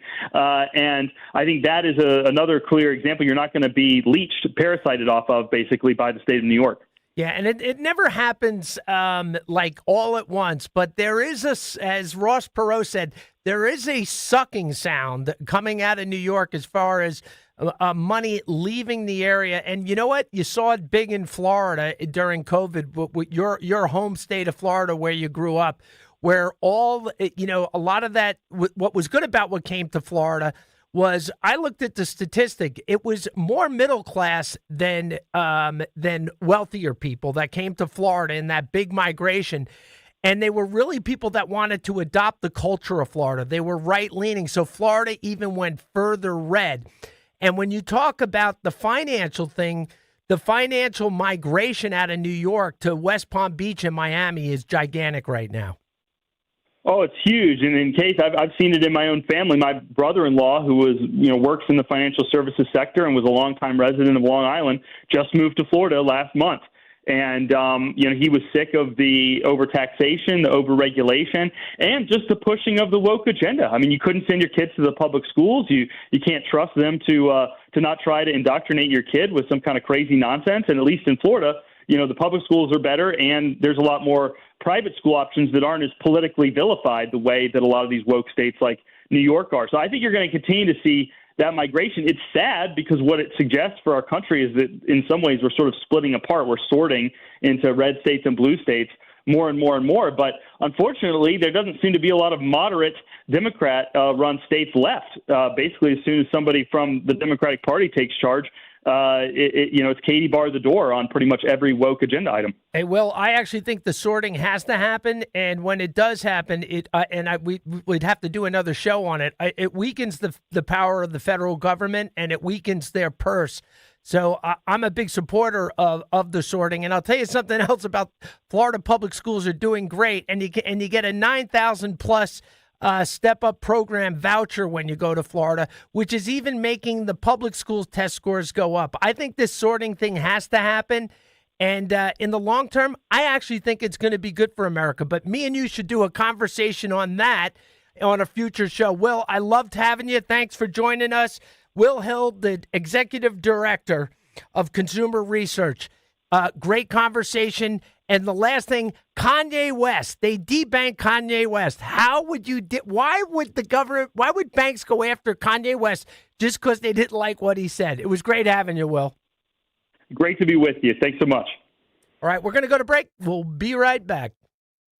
High price of new and used cars today. Many drivers are choosing to keep their vehicles a lot longer. But with the average car now over 12 years old, most manufacturers' warranties have expired. I'm Danica Patrick. If your car is out of warranty, a single trip to the mechanic could cost you thousands. That's why smart drivers choose Endurance.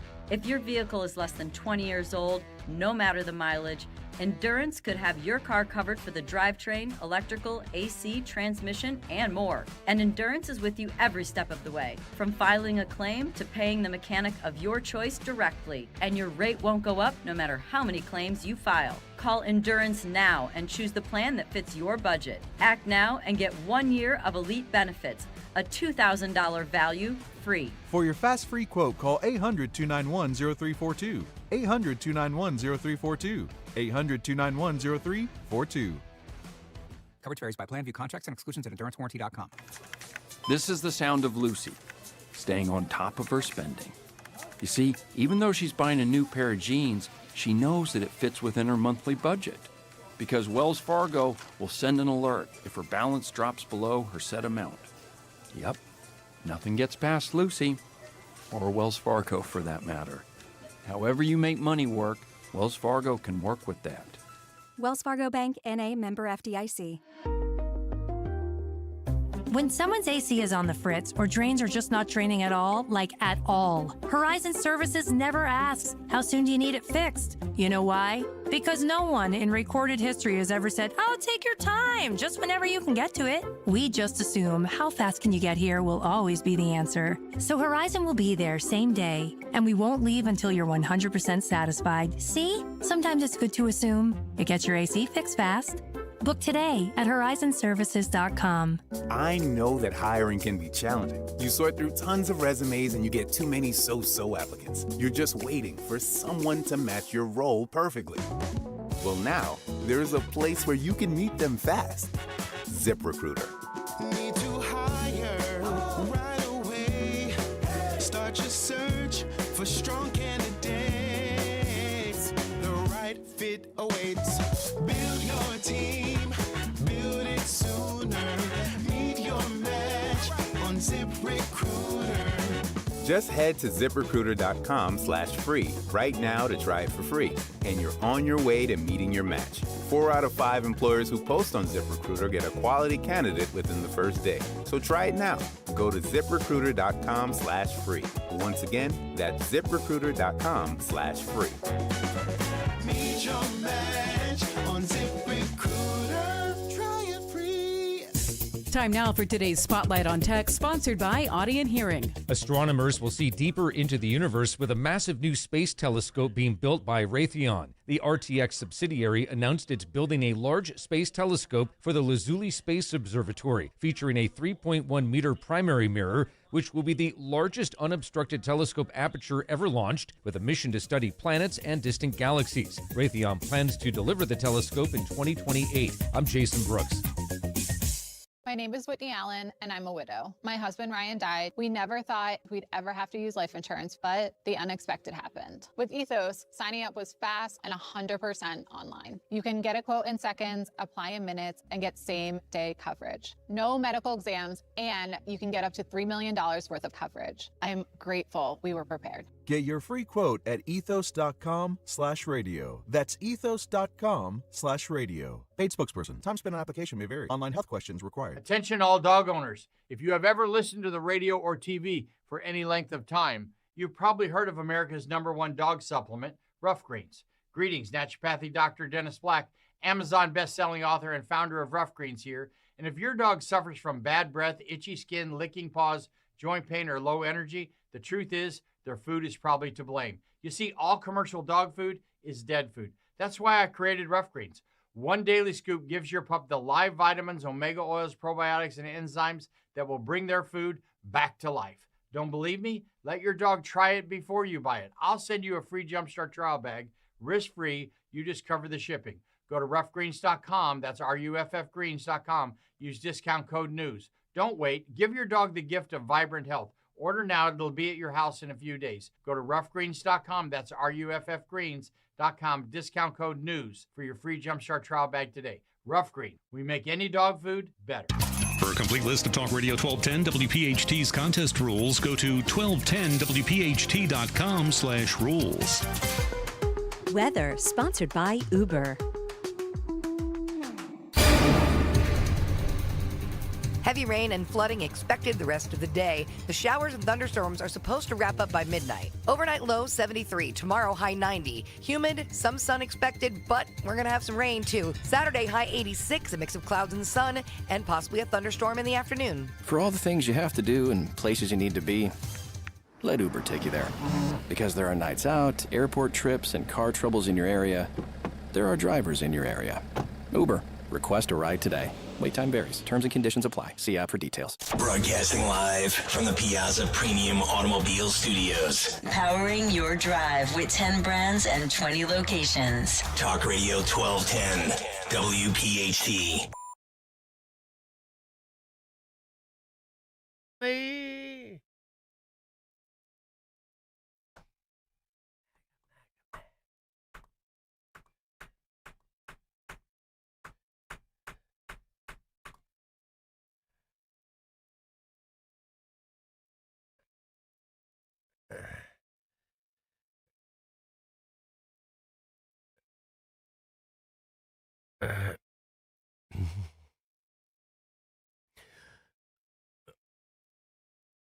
Welcome back to 1210 WPHT. MAGA Man, we deliver. Freebird. There you go. That's what we do. We deliver.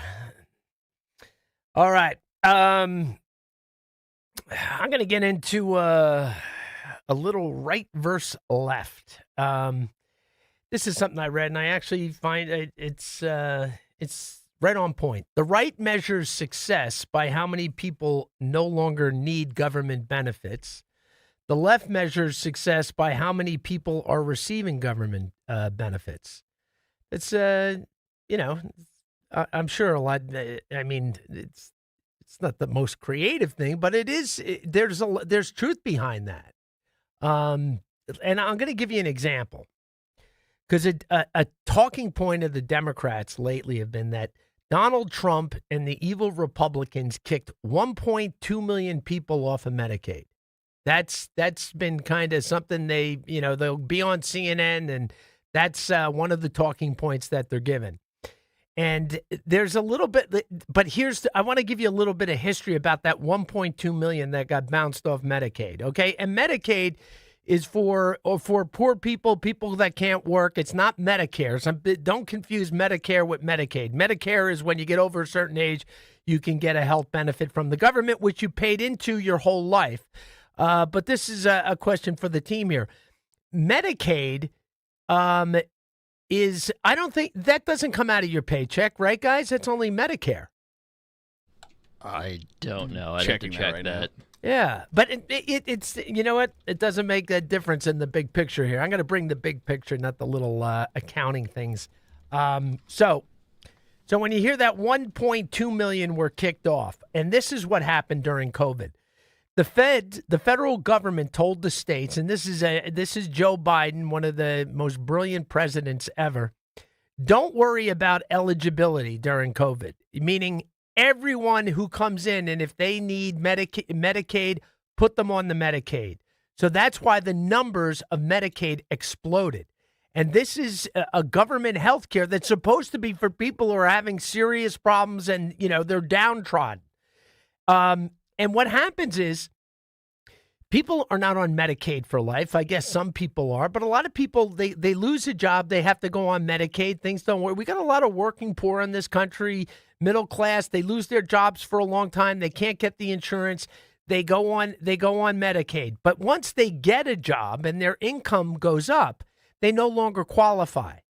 And they lose their eligibility. But what happened during this COVID thing, the Biden administration told all the states, don't worry about eligibility. Even if someone won the lottery or got the greatest job in the world that they could get off Medicaid, they weren't even checking anymore. And they weren't checking for 3 years after COVID. That's how long, because going on Medicaid, you have to be poor. It's not open to everybody. And believe me, there were a ton of people that weren't even in the country that had fake paperwork, and they got on it too. But basically, the government was handing out benefits to people that didn't qualify because no one was checking for qualifications. So what happens is Trump comes in when he became president a year and a half ago, and he goes to the states because it's the federal government's money. You got to reinstate these eligibility standards immediately. And what happened when the states were now mandated to do their job, 1.2 million got booted off. And this is, and it was a 10 billion taxpayer savings. So Trump comes back in. He doesn't throw people off. He just reinstates what the rules were. And when the rules were reinstated, 1.2 million no longer qualified because when they did qualify, no one was checking the eligibility. And, you think, okay, well, Donald Trump just saved us $10 billion, which is good. Listen, I'm always about life's about percentages. But Medicaid, just in Medicaid alone, with improper payments and even people who are not eligible that the states can't figure out, and this is just Medicaid, not Medicare, they believe they lose $50 to $100 billion a year in fraud on one program. I don't know how that's possible. But that's a statistic I read. We could check on it. And New York and California, of course, the Medicaid rolls, after some they looked into it, a lot of illegal aliens were on these rolls. And, the governor of California, the governor of New York, they always say whenever being interviewed, no, illegal immigrants do not get any health benefits from the United States government. But they say it, but it's not true. But the bottom line is there are plenty of Americans who are on it who shouldn't be on it. And then there's so many people ripping it off. Trump got 1.2 million thrown off. He saved us 10 billion, but we still got a 50 or 100 billion to find. And here's it's just very frustrating how much money we allow to just go out of this country. And that's why when I was talking to our last guest, people going into, I'm a big states' rights guy at this point. Like, the more the states can control, the more you can pick and choose where you want to live. And that's important. And don't be afraid. I'm not talking to people that are settled in places, but people used to migrate all over this country for work. They would change, they would leave families, they would leave Europe and not see their parents for 20 years. We have this thing that you just stay where you are, but it's not a good philosophy. And I even like I see with, well-established upper middle class, wealthy people telling their kids not to go pursue their dreams in other parts of the country. That's not the smart thing to say. You should encourage your kids to go where the opportunity is. Always go with the opportunity. That's the most important thing. That's where you find success. You go where the opportunity is. Anyway, that's my little lecture, but at least what you got out of that is that Donald Trump just didn't throw 1.2 million people on it. They shouldn't have been on there in the beginning. So I'm going to take a little break from politics. I'm going to give you an environmental update. And I don't want you guys to get nervous, but they're finding that the trivia question, how much of the world's fresh water is contained in the Great Lakes? Producers, you want to take a guess? Just throw out a number. Just throw out a number. Like we can't have dead air. 5%. All right, 5%. I We got Matt at 5. What do you got, Justin? Give me your percentage. 3%. Okay, 20%. Oh, wow. 20%. Well, of the fresh. We weren't close. No. If you add me and Justin together, though, we were almost halfway there. Yeah, you were. Yeah, kinda. Have you guys ever been to the Great Lakes? I have not. No. Okay, let me tell you something about them. They look like oceans, and if you've never been there, I could understand why you'd be like, well, there's a lot of them, so they might accumulate up to 5 or 7%. These Great Lakes literally look like oceans, and if you're caught out there on a boat or whatever, it sinks ships out there. The storms that come up, so the Great Lakes, gigantic bodies of water.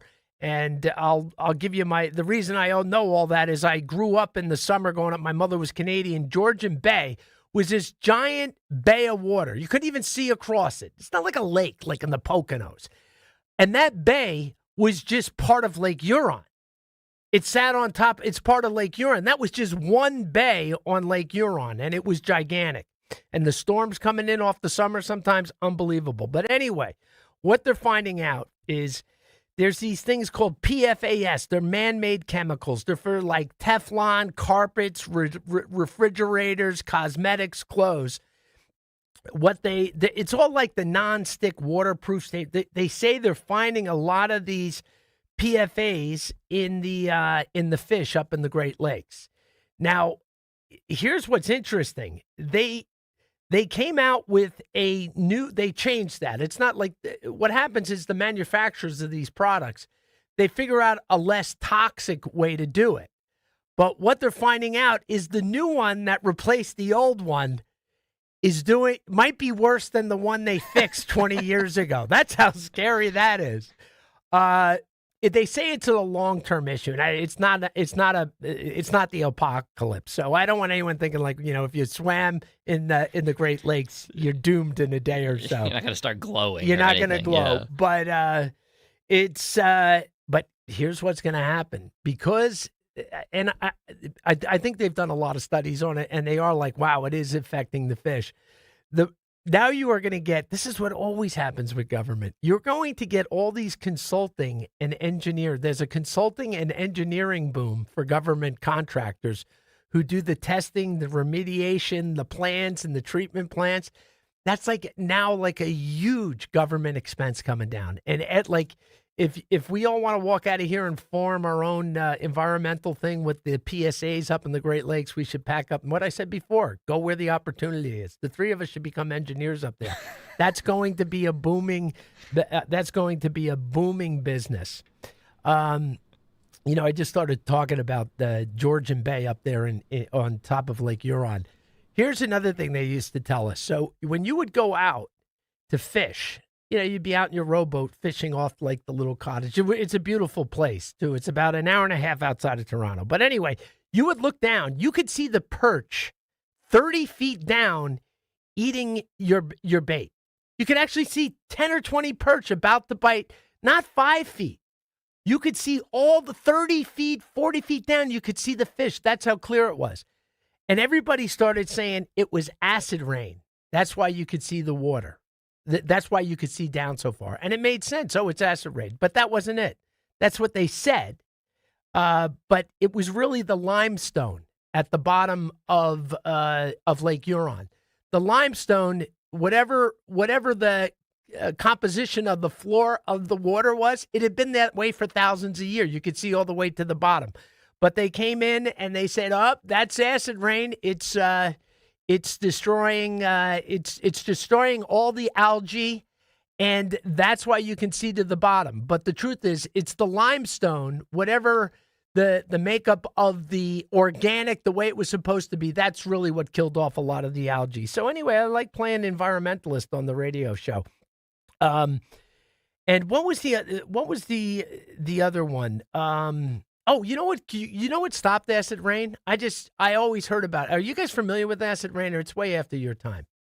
I'm not super familiar with it, admittedly. Okay, so this gives me a chance to educate not only my producers, which is unusual, educating them. They're usually ahead of the curve, but the listeners. So acid rain was from manufacturers coming out of the smokestack, sulfur dioxide.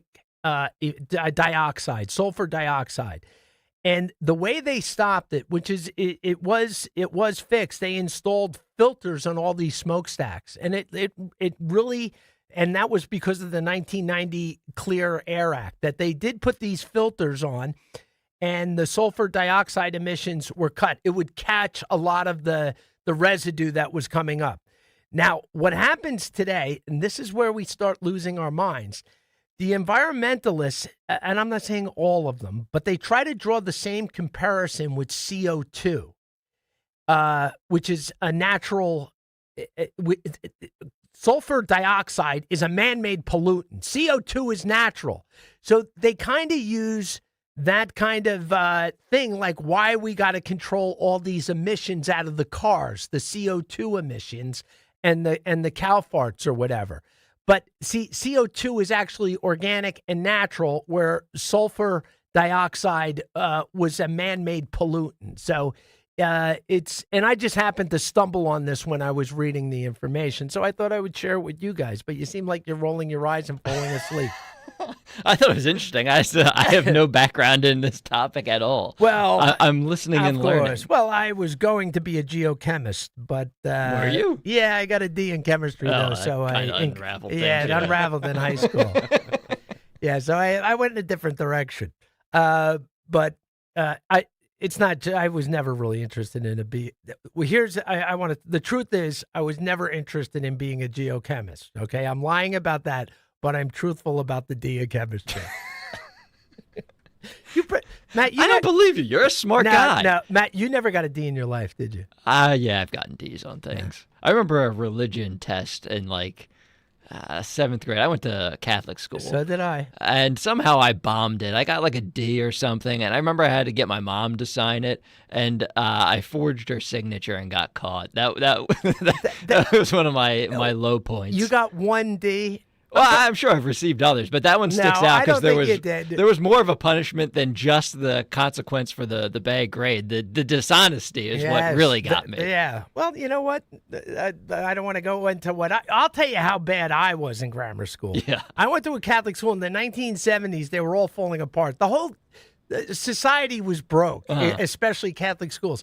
My 7th grade teacher and me made a deal. She didn't like me and I didn't like her.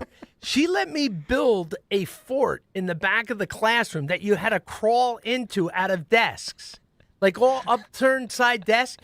She let me build the deal was, if I stayed in the fort, I know this sounds crazy to people, but this is a true story. If I stayed in my fort, we had a pact. And I would live in the fort. I could hear what they were doing out there. And this is even better. When you'd get recess and it was raining, you couldn't come in. My buddies would crawl underneath to come into the fort with me in the classroom. That's pretty cool. I do have a similar story. I had to take a music class. This also was probably in 7th or 8th grade. All right. And I was such a terrible singer that the teacher actually told me that I should move my lips and act as though I was singing, but not actually say anything during our concert. Wait, what grade were you in? I think 7th or 8th grade. That is so cruel. That's why I haven't sung since. It was the meanest thing anyone's ever said to me. But now I'm curious, as an adult, maybe I have a beautiful singing voice and I just don't know it. We're going to bring Newman Price in here. And we're going to write a song, and you're going to do your own thing. I like that. I could be like Pavarotti or something and just not know it. He could coach you. He could coach you. All right, that's on the agenda. Right. Now, this is something else that's on the agenda, is big cities. I don't know if you guys heard about this. Do you know big cities are ripping out bike lanes? Really? Yeah. So there was a bike lane explosion during COVID, 2020 and 2021.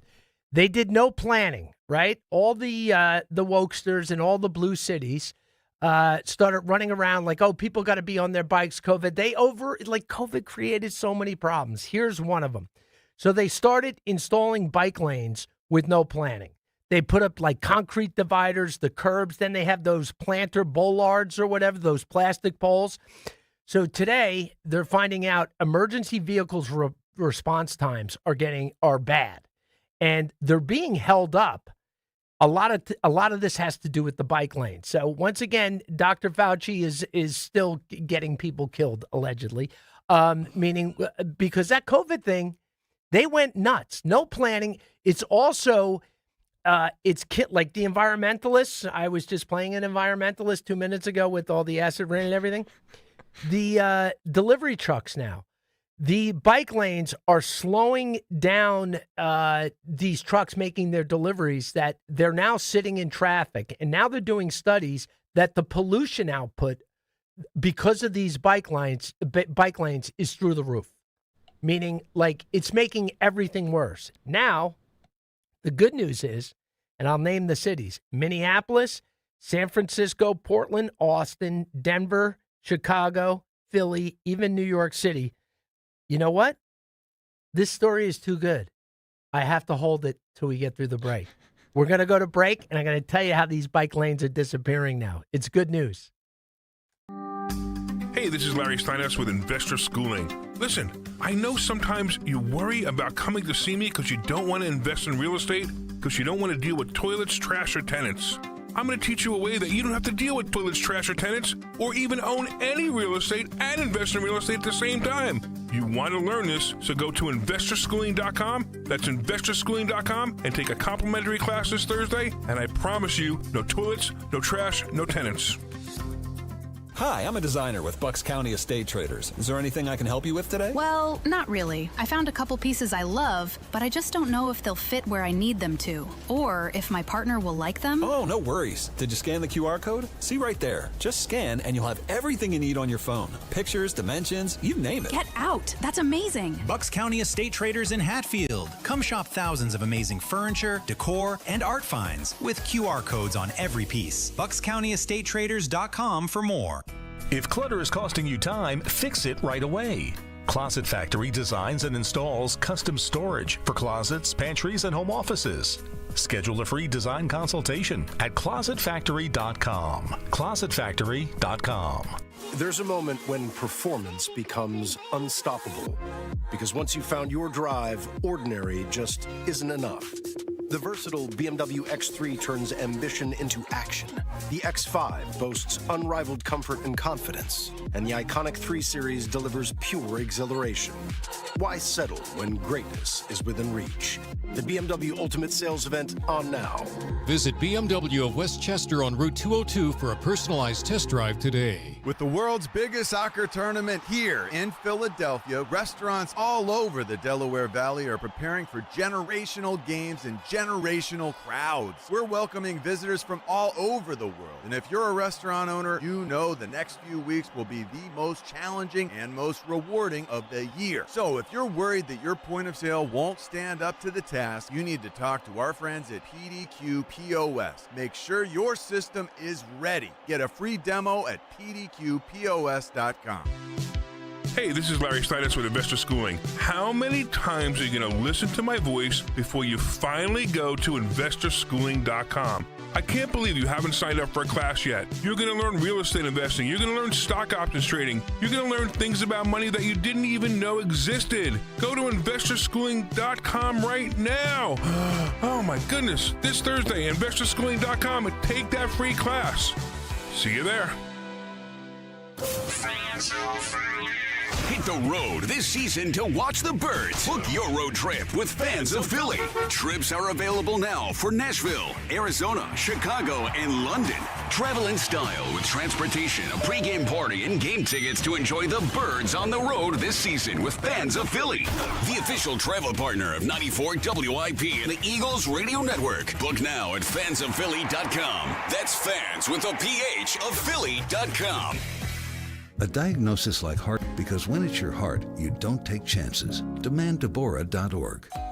Finding your next home starts with American Heritage Credit Union's MyCU Home Connection program. Buyers and sellers gain access to exclusive savings, like a 20% cash reward. Enjoy lower rates and a variety of terms. Refinancing options are also available. Visit AmericanHeritageCU.org/home connection to apply for a free pre-approval today. Insured by the NCUA, Equal Housing Opportunity. Not a member? Join today. NMLS 433838. You can now tune in to Talk Radio 1210 WPHT on the iHeartRadio app.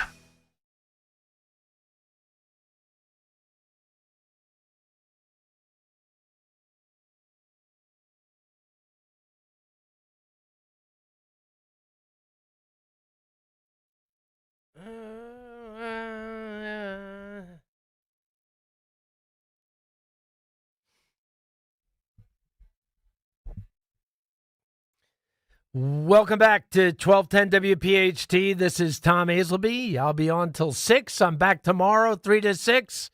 Catch me every Saturday morning, 8 to 9, doing a weekend review of the news. Before we went to break, I was talking about bike lanes, how in COVID they built them all over the place. Oh, they were building these bike lanes in all these cities. During COVID with no planning. I'm actually taking a risk with this story. You know what I just realized?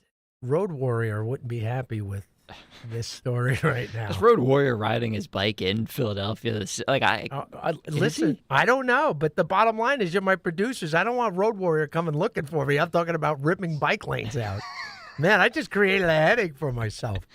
Anyway, so what happened is they started building all these bike lanes, and it's created emergency vehicle issues, congestion, pollution, trucks sitting idling all the time. So what's going on with these cities? Minneapolis, San Francisco, Portland, Austin, Denver, Chicago, all blue cities, as I can see. Philly, even New York City.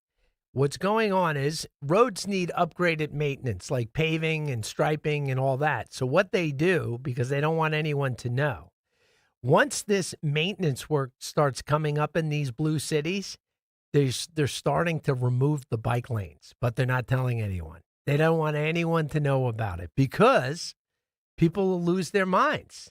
And they're supposed to be all about democracy. They're always talking about democracy. But my understanding is in some of these big blue cities, when they go in to do whatever basic maintenance they do, they start narrowing that bike lane and taking back the space. Yeah, my own investigation is breaking this right now. This is great news. Yeah, it's big news. That's why I took the risk, even though, the bikers out there might be unhappy with it, because this is a story that had to be told. Yeah, I've always thought there were visibility concerns on top of everything else, particularly in Philadelphia when you're at an intersection, because the cars are obviously like the buffer between the street and the bike lane, parked cars. Yeah. You can't really see through the parked cars. No. And you can't see around them. So if you're making a left turn and you're crossing an intersection, there's always that possibility that a biker's not going to slow down and you're basically going to turn right into them. And then in Philly, I mean, I park on Chestnut every day. I see the chaos in those bike lanes. There's people going the wrong direction. Yeah. There's people getting out of their cars, almost getting clipped by basically Uber driver. Oh, yeah, it's especially bad driver, in University City, where like Drexel and UPenn are, which is like a couple blocks north from here, because you have all the college kids who really don't care about anything. They don't care about their surroundings. Yeah. They just do whatever they want, and it's kind of like playing Frogger, trying to avoid hitting. Justin, I'll tell you, before there were any bike lanes, when I lived in Center City on and off for 10 years, at one point, I used to love going out on my bike and just riding through the traffic. It was exhilarating. Yeah. And I ride my bike. If there's a bike lane, it's cool. They're nice to have. But I used to get it when Philly didn't have them. It was definitely taking your hands. You know what I mean? But I'll tell you, it was really exhilarating. And I still have the bike I used to do it on. It was an easy bike to control. I used to get a kick out of it. I wouldn't do it now. I'd probably get wiped out. But so I do like the bike lanes. But what I find interesting about this story is that these blue city leftist politicians, they're very devious. You know why? They don't want to admit they were wrong. And they did no planning, so they're not telling anybody they're doing it. They're just, where they can, they're wiping them away. And they're doing it without anyone knowing because they don't want to get the grief. And that makes sense. With that, we'll go to break. We'll be back with our guest after the break. Thanks. Are you having trouble hearing? Hearing loss can devastate the quality of your life. Now, there's an affordable fix for you or your loved one. Rated the best hearing aids of 2026 by Forbes Health, Audion Hearing has the highest quality hearing aids at the lowest prices, starting at just $98 a pair. I actually like them better than my old $5,000 hearing aids. I could not believe how my hearing and life changed. Join over 1 million happy customers by going to audionhearing.com. That's AUDIEN hearing.com. My name is Whitney Allen, and I'm a widow. My husband, Ryan, died. We never thought we'd ever have to use life insurance, but the unexpected happened. With Ethos, signing up was fast and 100% online. You can get a quote in seconds, apply in minutes, and get same-day coverage. No medical exams, and you can get up to $3 million worth of coverage. I'm grateful we were prepared. Get your free quote at ethos.com/radio. That's ethos.com/radio. Paid spokesperson. Time spent on application may vary. Online health questions required. Well, Lorenzo, the pitch looked good. Yeah, so green. USA keeper was decent enough. Didn't have much to do. 99 minutes. Not a single goal. Well, Bet365 sure came through, though. I bet $10 and got $150 in bonus bets, just for signing up. At least someone scored. Bet365. Winning is everything. Gambling problem? Call 1-800-GAMBLER. 21 plus only. Must be physically located in Pennsylvania. T's and C's apply. In-app only. I've always wanted to learn French, but the app I tried didn't help. If you want to memorize words in another language, there's an app for that. But if you want to really learn another language, there's Babbel. Babbel was designed by over 200 language learning experts to be the most effective way to learn another language. With other language learning apps, I was just playing games. I wasn't really learning. Babbel's different. Every time I open the app, I can choose to work on my writing, speaking, or listening. And it saves my mistakes for me to review, so I'm constantly improving. Babbel feels like it was created intentionally by people who really know what you need to learn another language. Before Babbel, I thought I just wasn't good with languages. But now I'm speaking French. Tout ça, c'est grâce à Babbel. Want to really learn another language? Save up to 50% on your Babbel subscription when you sign up at Babbel.com. That's Babbel.com to save up to 50%. BABBEL.com. From ABC News, I'm Lindsay Davis, anchor of Prime, streaming weeknights on ABC News Live. The U.S. and Iran have renewed strikes, the U.S. targeting Iran's military sites after Iran fired on ships in the Strait of Hormuz, and Iran targeting U.S. military installations in the region. ABC's Martha Raddatz has the latest. What is clear is that this war that the president said would last 4 weeks is now in its 5th month, with strikes resuming, the ceasefire declared dead, no deal on eliminating Iran's nuclear program, and Iran continuing its threats, saying America still hasn't learned that bullying and breaking promises are no longer cost-free. The conflict has led to fewer ships moving through the strait, a disruption that could impact oil and gas prices. In Utah, a pretrial hearing continues for Tyler Robinson, the man charged in the murder of conservative influencer Charlie Kirk. Yesterday, there was a debate over video that allegedly includes Tyler Robinson's former roommate and romantic partner, Lance Twiggs. A judge ordered parts of the video be edited out, and other portions were played in court today. Here's ABC's Alex Stone. This is, based on everything that they have been fighting over for the last 24 hours or so, of the defense wanting more blacked out, Erica Kirk's attorney saying, put it all out there, let the public see it, let the world know how Charlie died, and prosecutors trying to get it out there, that this was a lot that the judge cleared to be broadcast publicly and for everybody to hear. Defense attorneys argued allowing the video of a so-called confession would influence a future jury pool. U.S. Olympian David Hearn appeared in court today pleading not guilty to a felony count for allegedly vandalizing the pool lining of the Lincoln Memorial reflecting pool. Fans are remembering Bonnie Tyler. She died in Portugal after being hospitalized with an illness. The singer is best known for her 80s hit, Total Eclipse of the Heart. Bonnie Tyler was 75. You're listening to ABC News. Of all the wireless companies in America, only one has 5 stars in every category from Consumer Reports, and that company is Pure Talk. Coverage, support, value, data. 5 stars across the board. Plus, no service contracts and no cancellation fees. Just phenomenal U.S. customer service on a crazy fast 5G network. Dial pound 250, say micro, and switch to a 5-star American wireless company that won't let you down. Pure Talk. Ever wonder why you have insurance for your car or home, but not your digital life? Meet WebRoot Total Protection, your digital bodyguard that includes antivirus, identity protection, VPN, cloud backup, and more. With plans for individuals and families, WebRoot takes the guessing game out of cybersecurity so you can get back to living your best life online. Go to webroot.com/protect and get 60% off today. That's webroot.com/protect to get 60% off today. Live a better digital life with WebRoot because peace of mind shouldn't be optional. I'm Lindsay Davis. For the latest on today's headlines, be sure to watch Prime tonight, starting at 7 Eastern on ABC News Live. Now with more news, here's Michelle Franzen. A dangerous heat wave smothering millions in the southeast, with real and feel-like temperatures expected to climb through Saturday from Virginia to Florida, and a heat dome also developing in the southwest and western states. ABC News meteorologist Melissa Griffin says strong storms also in the forecast. It's not just the heat, it's also the storms and flooding. When you have that heat, you have the humidity, and you have a lot of water in the atmosphere.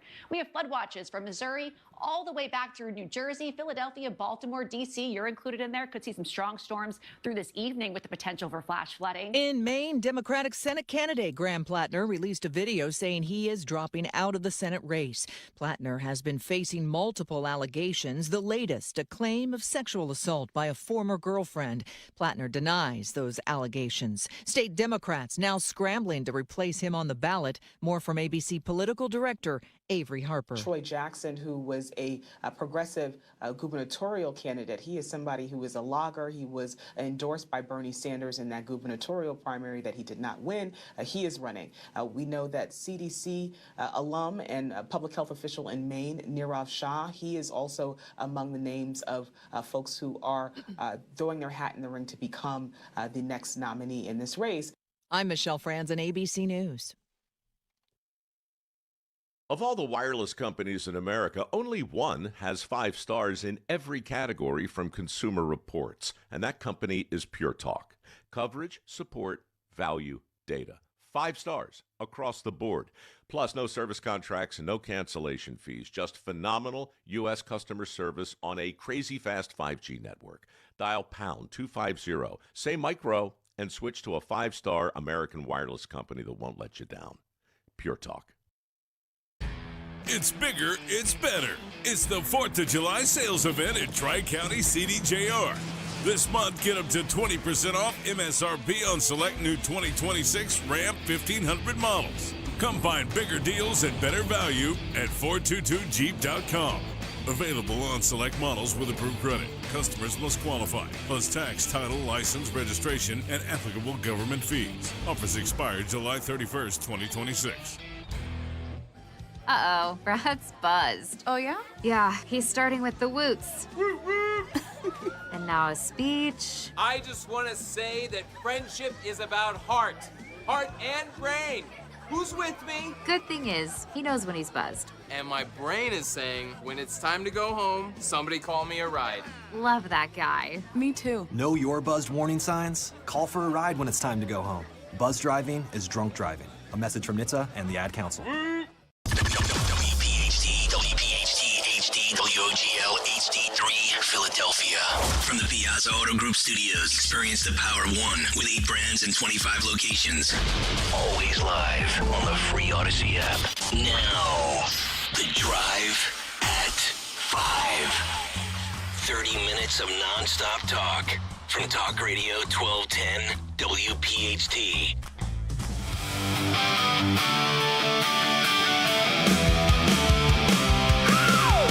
From 3 to 6, you'll soon see why everybody's talking about Tom is Azelby. Turn it up and ride along. Great conversation, all laughter.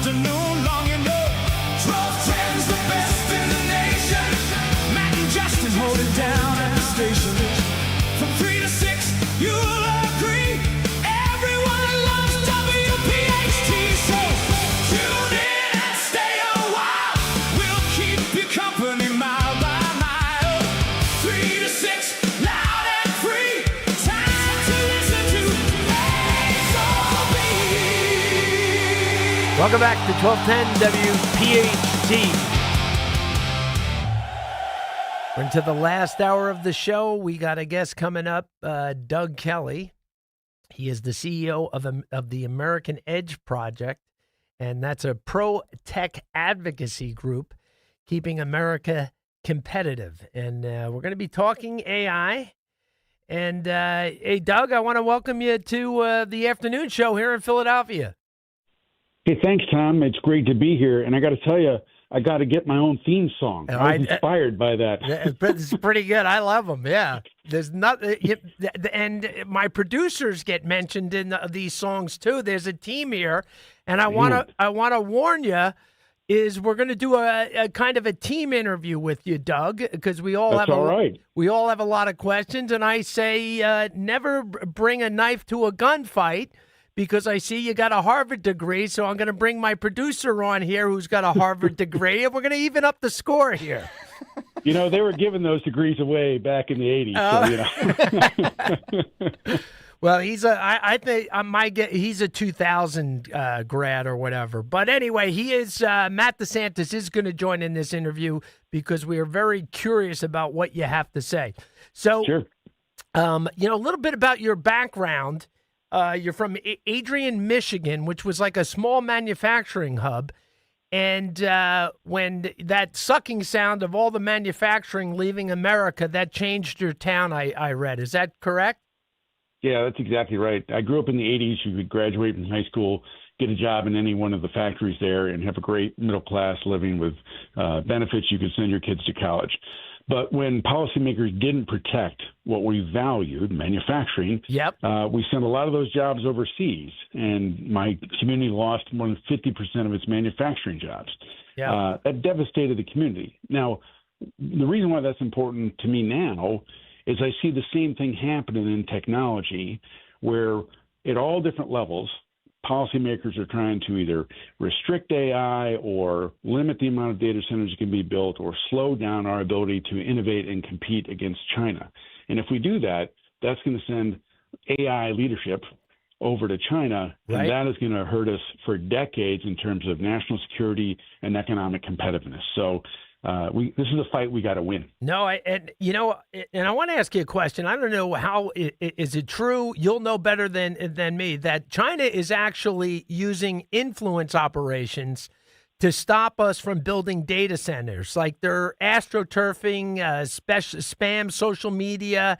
So like the Chi-Coms are actually ginning up fear to the American people in an underhanded way to get them to resist having a data center built in their backyard. Is this rumor or is this true? It's partially true because, the way these influence operations work is they take an existing schism in our country where people have legitimate concerns about data centers and AI. But what they do then is to amplify it. But that's just one part of their strategy. Kind of part one of their strategy is they're investing trillions of dollars to build their own AI infrastructure. And they want to eliminate America's chips and other supplies from that. The second part of what they're doing is they're trying to slow down what we're doing, part by what you mentioned in the influence operations. But, they're cutting off our supply chain of rare earths that we need for AI chips and hardware. And they're also stealing our AI tech. And then in their AI tech that they're using, the more companies that use it across the globe, they're building in vulnerabilities that they can take advantage of. And then the third part of their strategy is they want to export their AI models all across the globe to hook the world and make it dependent on their technology so they increase their global influence. So it's a full spectrum strategy, and we have to fight back. As you look at, this is, I don't want to, in a way, it could be like a military arms race with AI. If are we behind? Are we ahead? Or are we even with China? Because we're really the only two competitors. I mean, there's other countries doing it, but not at the level we are. If you're looking at a horse race right now, how are we looking? We are slightly ahead, but our long-term leadership in AI is not guaranteed because if you think of there's four drivers of AI leadership. The first is, do we have enough energy to power all of our ambitions? The answer is no. China has an advantage in that. Okay. Second is, do we have the skilled labor to build and maintain these facilities? The answer is no, we do not. We have huge skilled labor shortages, so China's ahead in that area. And then the third of the fourth is, which country is adopting the technology fast and using it and spreading their version across the globe? China's ahead in that. The only area that we're ahead in is what's known as compute power. That's like strong AI models and data centers. That is our singular advantage right now, and it's the most important one, combined with electricity overall.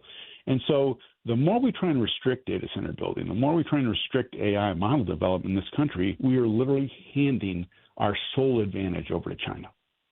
Here's my next question for you, and this is kind of a controversial thing, but it's not like it hasn't been going on. And do you think that the federal government should take active investments in AI, investing in private companies? What's your opinion on that? Look, that's a great question. If you think about our system versus China, ours is built on having a competitive private sector, not a state-directed industry strategy. And so I talked earlier about the 1,700 AI regulations that have been introduced all across the 50 states, all of the bills to restrict data centers.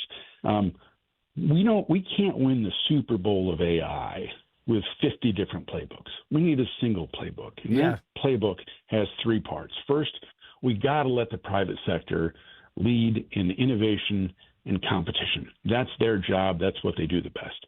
The federal government's role should be to set really wide guardrails, but have guardrails on AI development and what these models should do and make sure that the federal government is knocking down any regulations that are getting in the way of innovation.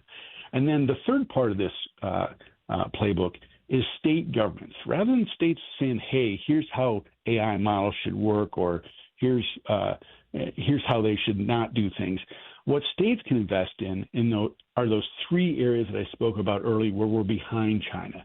States can invest in energy, they can invest in skilled labor, and they can invest in adopting AI technology. Because when we do that, we get increased efficiencies, we get more power, we get lower rates.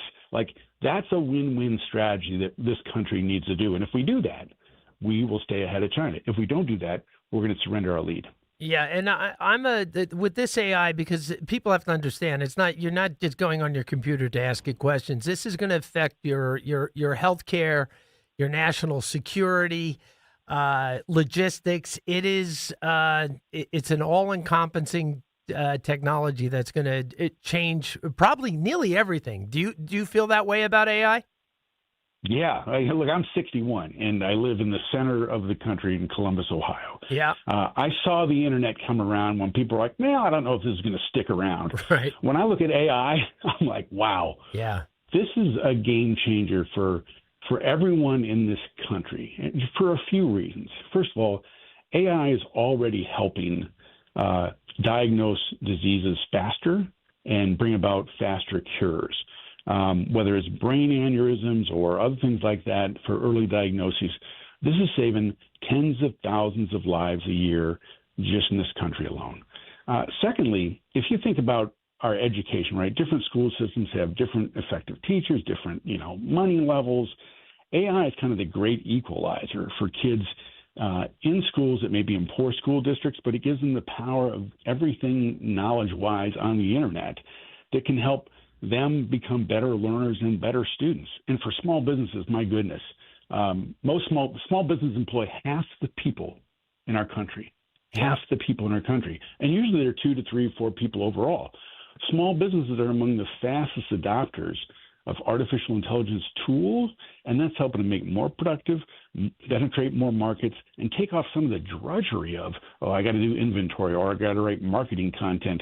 And with the small business using them, they're not firing people. They're hiring more people, because now they're more profitable. So it's a win-win all the way around. Hey, Doug, with that, we're going to go to break. And when we come back, I'm going to put Matt DeSantis on for a couple of more questions for you. So we'll be back right after the break. Thanks for staying with us. Got it. Keeping free speech alive. Odyssey's #1 talk station. Talk Radio 1210. WPHT. WPHT. Is reviewing life insurance on your to-do list? Now's the perfect time to add it. A friend recently told me that securing life insurance sooner rather than later can help you lock in lower rates for years to come. So I bumped this up on my list and got it done. I called SelectQuote and couldn't believe how easy and affordable life insurance is. I'm 40 and got a $500,000 policy for $16 a month. My husband's also 40 and his $500,000 policy was only $18 a month. Plus, with SelectQuote's same-day coverage, there was no medical exam required, and we were covered by the time we hung up. Knowing I have this checked off my list feels amazing, but the peace of mind knowing my family is protected feels even better. Call SelectQuote at 1-800-329-1010. That's 1-800-329-1010. Or go to SelectQuote.com to get your free quote today. That's 1-800-329-1010. Details on example rate at SelectQuote.com. Autoimmune disease. Difficult to treat and even more difficult to diagnose. If you've had Lyme disease, post-Lyme, or any type of autoimmune disease, you probably know how difficult it is. That's why you should contact Dr. Molly Fantasia and the team at Innovative Medical Associates. Through their unique hydration protocols, Dr. Molly and her staff have helped hundreds navigate the difficult journey of autoimmune, Lyme disease, or post-Lyme. To set up the initial consultation, which is complimentary, call 856-489-0505. That's 856-489-0505. Or visit their website, innovativemedicalassociates.com, for additional information. Do what many others have done who have either been misdiagnosed or just led down a path to nowhere. Contact Innovative Medical Associates. That number again, 856-489-0505. Looking for an auto repair shop you can actually trust? McCullough's Auto Repair has been serving Delco since 1999. They believe honesty, fairness, and friendly service still matter. Chuck and Ralph run the place. No matter your car's issue, they'll explain it in plain English and help you decide what really needs to be done now and what can wait. Chuck's motto is, I'll never steer you wrong. Call McCullough's at 610-446-1230 and ask for Chuck or Ralph. Or visit McCulloughsAutorepair.com. Eric was way behind on his taxes. I owed a lot of money to the IRS, almost $15,000. Eric called Optima Tax Relief. When Optima Tax got involved, the calls would stop, the threats would stop. It was easy like 1, 2, 3. Optima Tax Relief took care of Eric's problem. And now my debt is clean. I don't owe anything. Call Optima Tax Relief for a free consultation. Call 800-354-2840. 800-354-2840. Optima Tax Relief. My obstructive hypertrophic cardiomyopathy kept me from baseball games with my boys. The stairs were too much.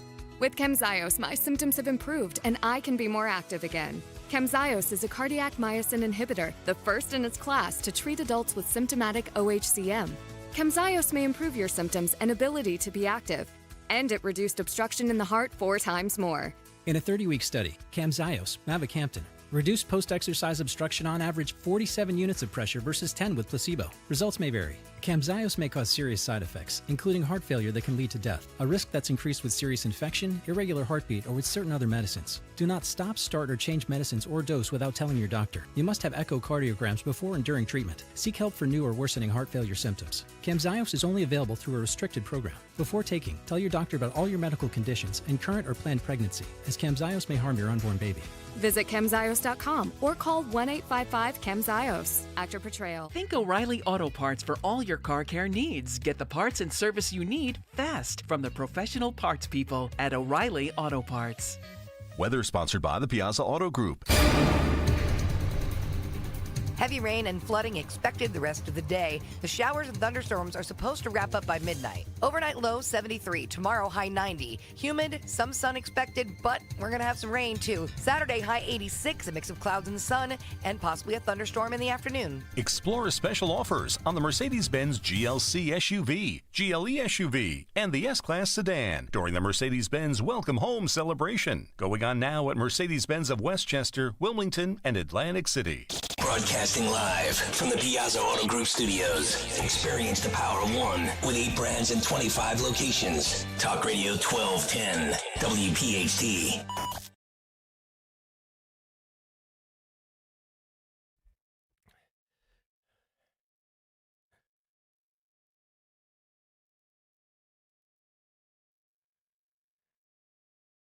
Welcome back to 1210 WPHT here in Philadelphia. This is Tom Azelby hosting the afternoon show, and I will be back tomorrow between 3 and 6. We have Doug Kelly, the CEO of the American Edge Project. Doug, thanks for staying with me.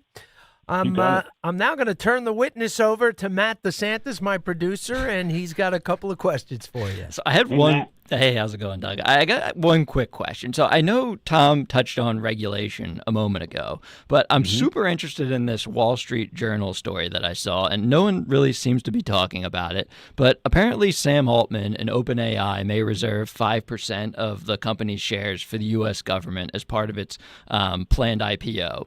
So this is something that critics are comparing to China's golden share model, where the Communist Party basically holds a special stake in major tech companies. The theory is that OpenAI may be trying to gain a regulatory or political advantages, and that's, I guess, ostensibly their motivation for this push. But I'm curious if you had any insider information on the accuracy of this story, and hypothetically, if it does come to fruition and the federal government owns part of OpenAI, what does that mean for its competitors like an Anthropic or a Google or Meta? And do you think, is there a way to, combat a company from basically accepting this sort of like Faustian bargain?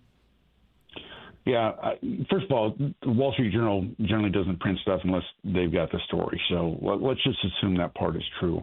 I would say that overall on that, the genius of America has been that we let our private sector innovate with as few restrictions as possible, and the ones that make sense. I think every time you get the government involved in ownership, that can mean political control, and that can slow down our build overall. And that's kind of the opposite of the speed that we need America to have to stay ahead. And slowing our build up is kind of exactly what Beijing wants. So I would say that we want to make sure that we're doing this the right way in terms of that single playbook I talked about the private sector leading, the federal government establishing wide guardrails, and the states investing in energy adoption and skilled labor. That's the way we win this race. Hey, Doug, specifically, if the federal government is these types of bets in the U.S. industry into the private sector, that's nothing new, though, right? Like, I mean, they did it with the banks with TARP. FDR did it. But like what I'm asking it for, and the car companies too, the federal government, Bush and Obama. But I'm wondering, to compete, if they need that type, a little bit of the government juice behind them. What do you? So are you saying like not at all, or a little bit, or you're not sure? No, I'm saying I would say the government has a role in helping us prioritize things that we need to do as a country. So, for example, we've had 30 years of reports from different government entities saying that our electricity grid is built for the 20th century, not for the 21st century. Yeah. And yet very little investment happened on that. And as a result, China now generates twice as much electricity as we do. And as we're trying to figure out how do we power up these data centers with the tiny little electricity that we have, China looks at that as a solved problem. Right. And so, from my point of view, I wish government said, hey, listen, we're not only writing this report, but we're going to catalyze of how do we build more, not just generation capacity, but at the same time knocking down the barriers to building transmission lines, because that's one of the things that's driving up the cost the most, especially in the Pennsylvania part of the country. So I think there's definitely a role for government to play in terms of like, what do we need in terms of strengthening our supply chain, not making us so dependent on China for rare earth elements, and making sure that the very critical dependencies that we have, we are overcoming them. So I think the important role, but a limited role. And Doug, I think what you're saying too is if the government can just clear the way to get things done for business and the infrastructure that it takes to get AI done, if they focused on that, that would be one big commitment without actually investing in the private companies. 100%. And like Pennsylvania is a model of success in this area. Yeah. So kind of similar to Ohio, right? Manufacturing economy that was hit really hard when China was let into the World Trade Organization in 2000. Well, Pennsylvania said we're going to make a significant transition here to finance, to bank, to healthcare, and technology. And what you guys are doing technology there with the combined leadership of your state and local governments is nothing short of spectacular. So let's just take data centers overall, right? You have about 100 data centers in the state right now, and you have more than 180 that are planned. Here's what those local benefits are. Just for the new ones that are being planned, right? It's going to create 310,000 temporary construction jobs for the skilled trades. Yep. It's going to create 46,000 permanent jobs. That's number 4 in the country. And those data centers are not built in a vacuum. They pay real estate taxes. And just those new ones, not the existing 100, are going to pay about $1 billion over 10 years in local taxes for schools, for fire, for police, for first responders. Like, that's a big deal. Now, I'm not saying that local concerns are not valid and real, right? They're concerns about energy use, water use, light site locations. Those are all real things. But we have processes of how we can address those and fix those in negotiation between tech companies and data center builders and local governments. But the solution is not to ban data centers, because it's just forfeiting jobs to either another county in that state or worse, sending them to other states. And that's not what we need to win this race. Absolutely. Doug Kelly, CEO of American Edge Project. Very informative. Great having you on the show. We're going to be Thanks for having me. Great having you.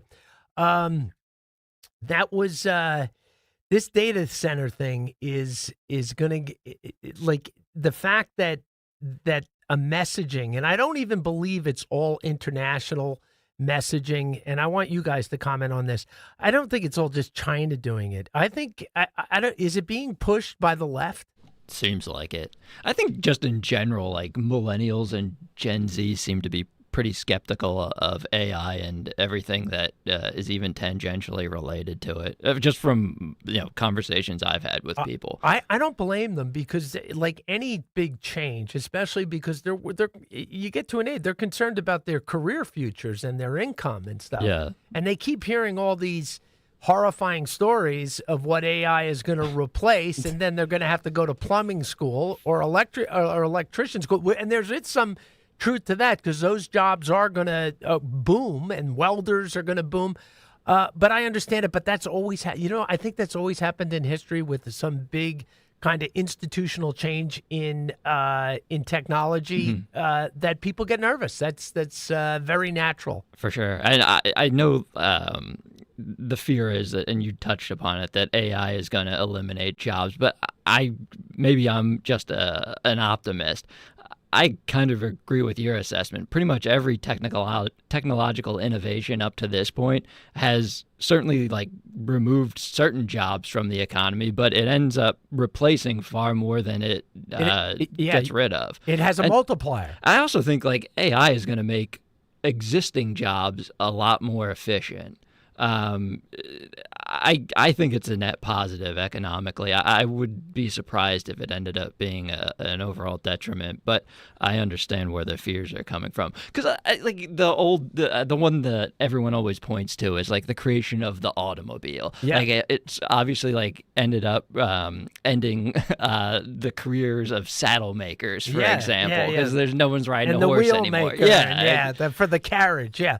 No, it seems like history, and when you do look at what happened in the past, because there's been technological revolutions throughout mankind, and when it happened, it seems to have a multiplier of a benefit, not a negative. And I'm pretty confident that's where AI is going to take us. The internet's another good example. I mean, who would have thought you could make a living selling, household, homemade items that you make on Amazon? It's kind of incredible. Well, I'll tell you, AI reminds me, I was in the broadband business for 20 years. And in 1999, when me and my college roommate were thinking about getting into it, it was like a land rush.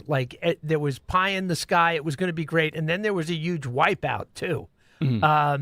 And I see similarities, though AI is going to be a lot bigger than broadband. But broadband was a big shift in networking. I mean, everyone was on dial-up in offices. We'd all be on individual dial. Then DSL came in, and you could actually aggregate 10, 20, 30 people, and then you had the fiber. But I see a lot of similarities, and it created, like you just said, you can now sit at home and sell your brownies from home. And creates a lot of opportunities no one even thought about at the time. For sure. And people, there's e-commerce. There's people make a living off of TikTok now, just posting social media clips. Who would have ever thought that was a career? Oh, my God. It's kind of incredible. Yeah, it is incredible. With that, we're going to wrap up the show, and the three of us, we're going to go over some of the clips today. We'll do some rapid fire on the clips, and we'll do that right after we get back from this break. Hey, John, why so glum? I just got let go. The company's downsizing. This is the third time in the last 2 years.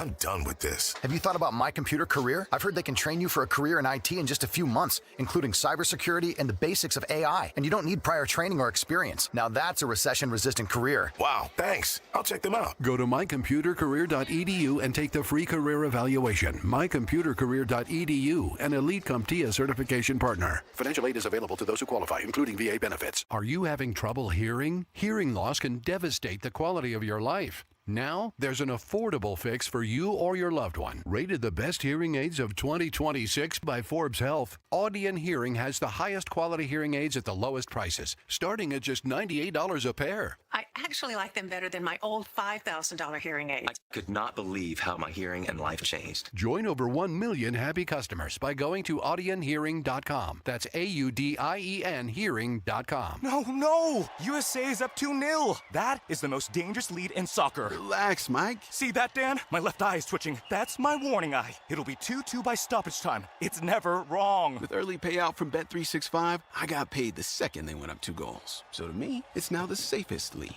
Early payout from Bet365, huh?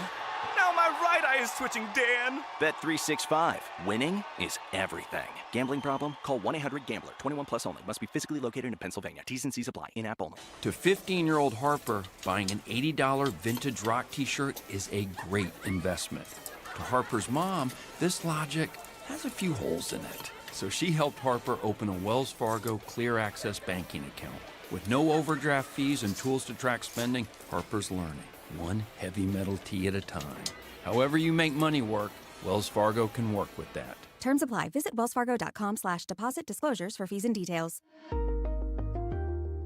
I always had to be so good, no one could ignore me.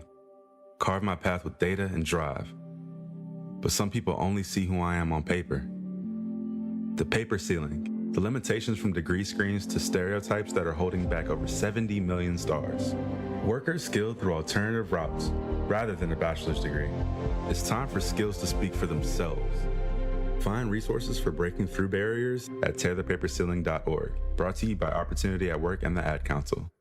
You don't need another opinion, just the facts. What caused that crash on the Schuylkill? Will it rain before the kids' game? What happened at the school board meeting last night? At KYW News Radio, we don't take sides. We take notes, delivering the information you need to make the best decisions for your family. The news you need whenever you need it. Depend on KYW News Radio, Philadelphia's most trusted news leader for more than 60 years. Coverage varies by plan, view contracts and exclusions at endurancewarranty.com. Auto repair bills are through the roof. $3,000 to replace the transmission, $4,000 for a blown engine. And if your manufacturer's warranty is expired, you'll have to cover it all out of pocket. You need an Endurance Auto Protection Plan. No matter what the mileage, if your car is under 20 years old, Endurance can get you covered on the engine, electrical system, transmission, AC, drivetrain, and more. Endurance has plans for any budget. Repairs can be done at the certified mechanic of your choice, and they're paid directly with no middleman. Plans cover 24/7 roadside assistance, towing, battery jumps, fuel deliveries, tire changes, lockout services, and a 30-day money-back guarantee. Act now and get our elite benefits, including complete tire care and key fob replacement. A $2,000 value at no extra cost. With Endurance, you could never pay for covered auto repairs again, so call now for your free quote. Call 800-453-2609. 800-453-2609. That's 800-453-2609. Now, You can listen to Talk Radio 1210 WPHT on the iHeartRadio app.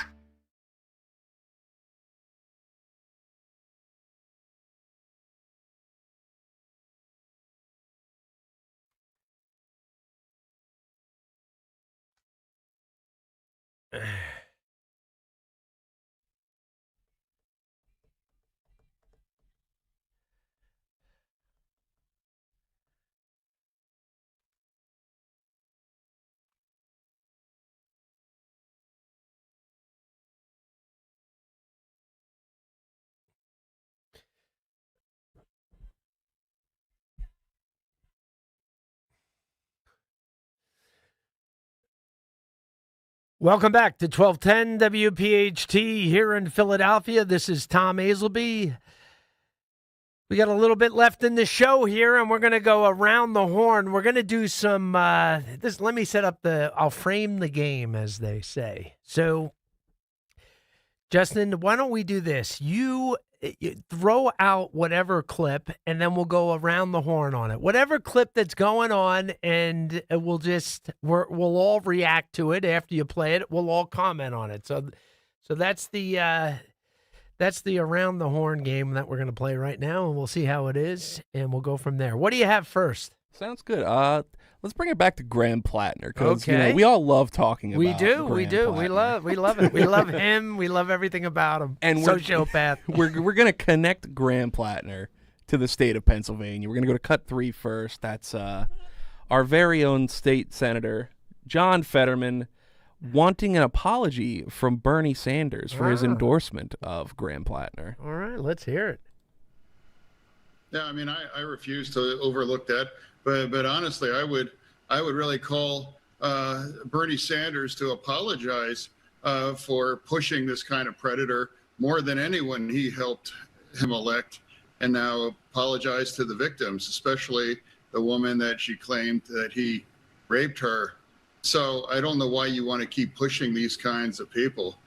Maybe he should consider set a few out and stop pushing these kind of communists and people. And now people, like P. Hustle now, he has been credibly accused of rape. Okay, so P. Hustle was Plattner's Reddit name, and it's interesting. That's why he continually refers to him as P. Hustle. Fetterman, you know what? I'll open up with. I have a question for you guys. The Fetterman has a big fight ahead of him to keep his Senate seat. What do you think happens to Fetterman? Oh, he's definitely getting primaried in 2028. No doubt about it. They are throwing every single dollar at whatever progressive they run against. Which is stupid, because the Democrat Party is not exactly like flush with cash, and I don't know that's going to change between now and when 2028 starts to kick into high gear. That's a safe seat if they just don't primary him, because Republicans are probably pretty content with Fetterman, and Democrats, I believe the statistic that Guy Shiraki gave us was that Fetterman's voting with Democrats in the Senate like 90% of the time, maybe even a little bit more frequently. So if I were them, that's not a campaign I would throw a ton of cash at. But I don't think they're going to listen to me. They just can't help themselves. They're going to shoot themselves in the foot. He's absolutely getting primaried. Who do they think in the Republican circles that's going to step up to run against Fetterman? What a tough job for a Republican right now, because Fetterman's getting such good press as a Democrat from the right. Like, who's the guy on the right that's going to try to take the seat? Oh, that's a good question. I haven't heard of anyone. That's why I'm asking. I know on the left they've said potentially like Connor Lamb might reappear and challenge him. On the right, I have no idea. Yeah, I'm saying, like, say Fetterman wins his primary, it's a tough climb for a Republican. Would they try and run Doug Mastriano again? No way, no chance. He got annihilated. Yeah. I could see. Well, there was a rumor that Dan Muser, the congressman from PA, he's been on the show a bunch. He's a super nice guy. There was a rumor that he was going to challenge Josh Shapiro for the governor position this go round. He ended up not doing it. I wouldn't be shocked if he threw his hat in the ring for a Senate race. But I don't know, Fetterman. If it's Fetterman, probably not. If it's some super, socialist, then I think you motivate a lot more Republicans to get going. That's a whole different. And here's the truth too: Fetterman votes 90% with all the Democratic nonsense. I mean, he's not moving the country in the way that most Republicans would want to see. I'd love to see him gone because. I like that he's pushing back and he acts like a normal, sensible human being, but his policies are way left of mine. I ask you this. Yeah. Do you think there's any legitimacy to the rumor that Fetterman could potentially switch parties and run as a Republican? Based on his voting record, I mean, I would be really surprised. He could go independent. Yeah. Yeah, he could do that because they can't. If you're a Democrat in Pennsylvania, and most of them are so like rabid anti-Fetterman now, but so I don't. You know what? It's interesting stuff. There's no doubt about like what's going on in politics today with Plattner, or what we're going to have with Fred. Listen, it's just interesting. If you're into politics, and it's an interesting time, and that's why I always say to people. Try to get out of all the deep, dark conspiracy negative stuff. There's a lot of good, interesting stuff going on. And like I talked with our other guest before, I'm forgetting which one. When you're trending in the right direction, you should celebrate that. With that, let's go to another clip. All right. So Justin and I have decided that cut 10 might be our best bet for the next clip. This is Minnesota's Attorney General Keith Ellison, who is suggesting that Americans who call the police are engaging in a form of socialism. Wow. Okay, let's hear it. There are elements of socialism that are part of our system today, including Medicare and Social Security. And how about policing? How about you call the cops? Guess who pays them? Your tax dollars. Guess what that is? That's socialism, pal. Sorry. You don't contract for your own private police department or fire department or water inspection or public works. Okay. Well, I got an answer to that. The Democrats love to confuse socialism with social services. Socialism is when you start taking control of the means of production, right? Democracies, capitalism, you have social services within that financial structure. So they love to blend that social services is exactly the same thing as socialism. It's not, and it's being misrepresented. I hear it every day, but now they're moving to the police. Guys, please comment. I agree with you. Socialism is an economic system, and it's centered around state ownership, controlling the means of production. But a police department is a government service. It's considered a core state function. It enforces the legal order within whatever economic system exists. And anyone against a police force is basically an anarchist. Even a libertarian isn't going to argue against the existence of police or fire. That's nonsensical. He's a moron. Are we surprised? It's a Minnesota Democrat. Yeah. No, well, Keith Ellison, he's got a real kind of interesting past, which we could all talk about. But let's we have so many clips. Let's keep them moving. Next, we're going to shift to our favorite daytime talk show, The View, and our favorite host on The View, Sunny Hostin. All right, let's hear it. Gets a little bit scared whenever she sees a certain flag. All right. And I said this on this show many, many years ago, because this is my 10th year on the show, and I said there are times when I walk into a community and I see American flags all over the community, and I suddenly feel unsafe because there is a section of this country that has co-opted the American flag, and they equate being an American or an American flag with white supremacy, and that should never be the symbol of white supremacy, but they have weaponized. Because the flag belongs to all of us. It does belong to all of us. But those men were wearing a flag on their By the way, aren't... Yeah, I think they're the ones that kind of turn the flag into, well, let's get back to Sunny. Isn't she's a lawyer, right? Is she an Ivy Leaguer too, or I think no? she went to Notre Dame. Oh, she went to Notre Dame. I believe so. Very good school. Yeah, good school. She sounds like someone who's lived a very privileged, spoiled life. I'm not sure, but like I just doubt she lived like Ben Carson or Clarence Thomas or whatever. And she's got all these grievances, and she's doing better. And everyone says that. You're on The View.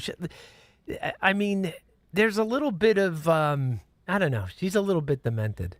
As strange as her theory is, she's not the only one that sort of expressed that around 4th of July, because there was a big NBC News piece right before July 4th talking about how the flag has become polarized, and now American citizens view it as linked to Donald Trump, basically. So if you fly an American flag, it's a signal to your neighbors that you're MAGA. It's not necessarily a celebration of the country's 250th anniversary. And they talked to a bunch of people actually in our area, in like the Philadelphia area, saying that they wanted to celebrate the 4th of July, but they didn't feel comfortable flying the flag. They were flying Eagles flags and like state flags instead, which ridiculous. Is kind of bizarre. There is something to it. There is a huge divide in the country, and as people said, people are sorting and going to their area. But I do notice in my town that I live in, New Jersey, that a lot of the people who I know that are on the left, they generally fly Ukraine flags, they fly Pride flags, they fly Earth Day flags. You know what? I think there's a little bit truth to it. So teams, we are not. I'm done with we're going to unify someday and all that. I'm a big believer that we'll probably go into our own corners, living in red counties, red regions, or red states. I think and they'll live in their blue areas. But you know what? I'm not going to argue with it. I actually do believe that they now look at the flag as the right side of America, and then they're going to fly 50 other flags, which they fly. I see that now. I do think that Democrats have embraced this thought pattern where if Donald Trump likes something, we have to hate it. Orange man bad. It's been the same thing for the last 10 years. The American flag, unfortunately, seems to have fallen into that category for some. But the truth is, it's not Trump.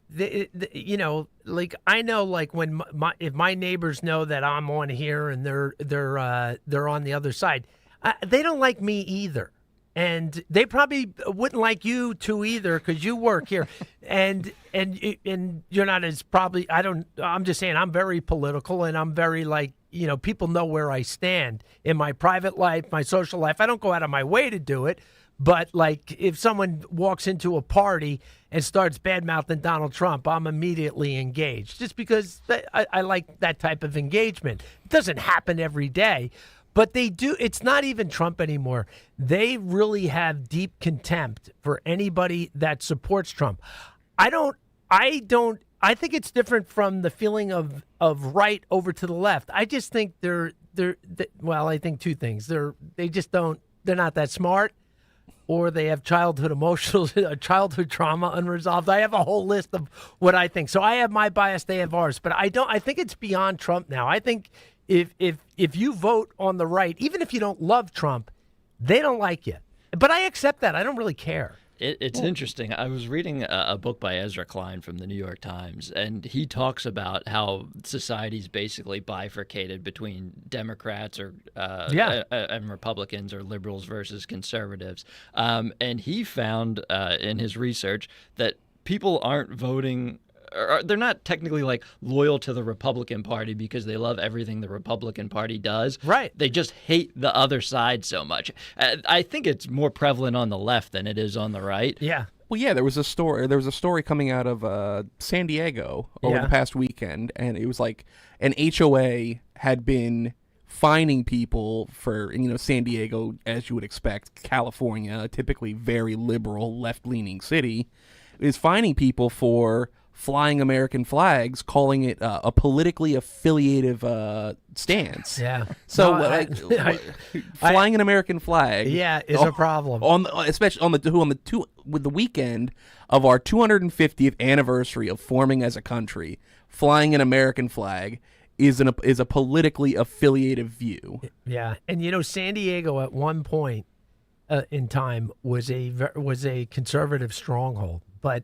it's to me, New Jersey, the town I lived in was a conservative town for 50 years. Not that politics made a difference because it was just about running the town and they happened to be Republicans. It's gone all Democrat. And the problem is a lot of the people who get these seats from the left, they have no ability from their private lives to bring any type of talent like understanding contracts and insurance, infrastructure, the finance part. They all come in and they're all about, abortion, stopping Trump, no kings, and all that nonsense. And I see like none of them have the resume to run anything. They couldn't run a 7-Eleven, but they're winning offices. And that's happening in old towns in New Jersey that were once Republican. They're all going in a different direction. And that's the whole state is going in a different direction. We got another. What do we got next? I think we got time for one more. This is cut number 12, Justin. This is Kala Walsh, who is she worked for Elizabeth Warren's presidential campaign in 2020. She also worked on the Boston Mayor Michelle Wu's campaign. She actually attended the funeral of Ali Khamenei on Saturday, and she declared that he was the greatest anti-imperialist leader in the history of mankind. The video is incredible. Cut number 12.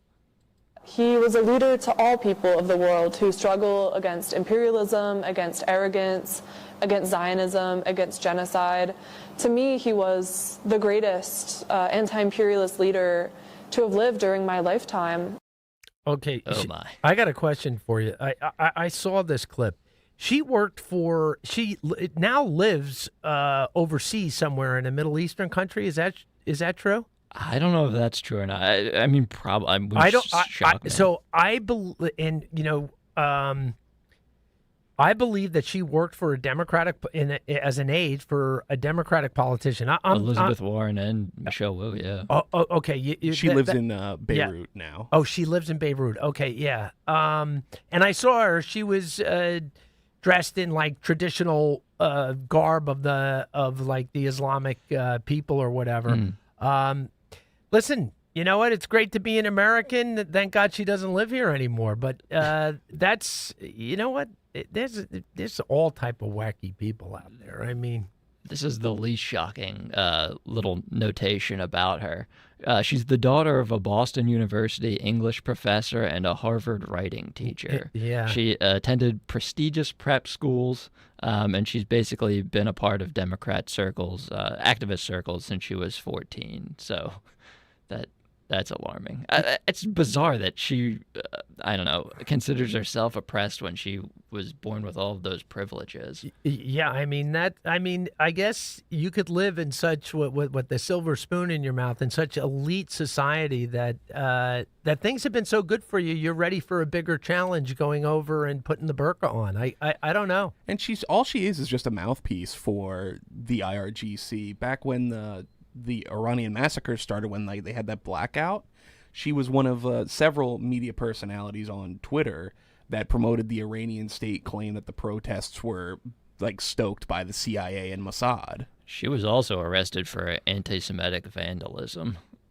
In the United States? In the U.S., yeah. Yeah. Where did she go to school? Do you know?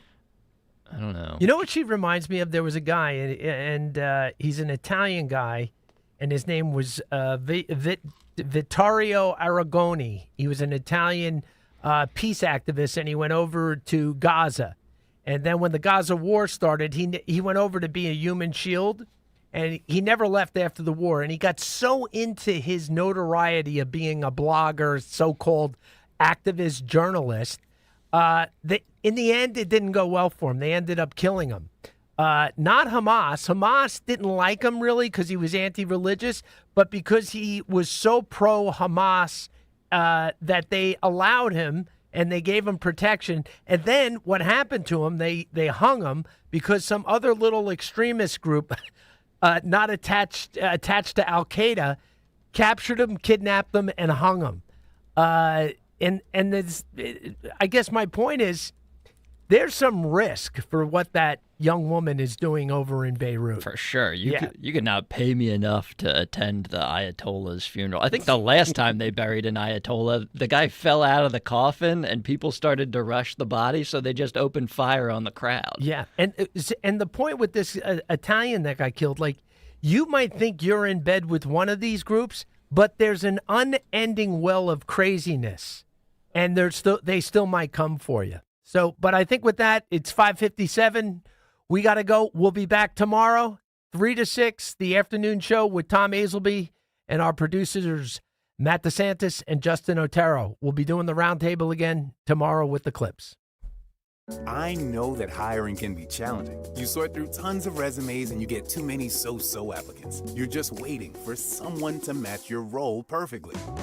Well, now, there's a place where you can meet them fast. ZipRecruiter. Need to hire right away. Start your search for strong candidates. The right fit awaits. Build your team. Build it sooner. Meet your match on ZipRecruiter. Just head to ZipRecruiter.com/free right now to try it for free.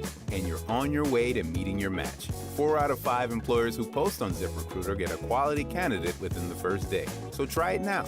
Go to ZipRecruiter.com/free. Once again, that's ZipRecruiter.com/free.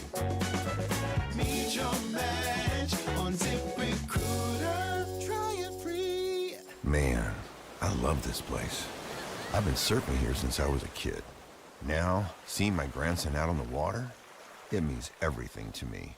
Watching him and taking in the blue waves, the sea breeze, the blurry horizon. If you have geographic atrophy, or GA, subtle changes in vision could mean it's progressing toward irreversible vision loss. Azelby is proven to slow GA progression and could help preserve your vision for longer, so you may keep seeing the world around you. Azelby, or avacincaptad pegol, is an eye injection. Don't take it if you have an infection or active swelling in or around your eye. Azelby can cause eye infection, retinal detachment, or increased risk of wet AMD. Azelby may cause blood in the white of the eye, blurred vision, or a temporary increase in eye pressure. Do not drive or use machinery until vision has recovered after an eye injection or exam. Ask your retina specialist how you can slow your GA with Azelby. To learn more, call 1-855-Azelby or go to Azelby.com. Paid for by Astellas Pharma. Summer heat, storms, and heavy rain can put your roof to the test. Don't settle for anything less than expert care. PJ Fitzpatrick brings more than 45 years of experience, and they've earned thousands of 5-star reviews. Delivering American-made, CertainTeed premium shingles. Most roofs install in just 1 day, and all come with a lifetime guarantee on materials and labor. Flexible financing makes it easy to protect your home this summer. Visit trustpj.com today. Hit the road this season to watch the Birds. Book your road trip with Fans of Philly. Trips are available now for Nashville, Arizona, Chicago, and London. Travel in style with transportation, a pregame party, and game tickets to enjoy the Birds on the road this season with Fans of Philly, the official travel partner of 94 WIP and the Eagles Radio Network. Book now at fansofphilly.com. That's fans with a PH of Philly.com. There's a reason that potato chips don't come in a clear bag. There's only 8 chips in this bag. That's why. It's only about 2/3 full. The rest is air. It's a lot like opening up your 401k at retirement. You get about 2/3 of it, and the rest goes to Uncle Sam. Jim Cipriotti at the Retire Ready Financial Group can help. His tax mapping process can help forecast what your tax bill will be in the future, and that way you can build a strategy now to potentially decrease your tax bill in retirement. In other words, more for you and less for Uncle Sam.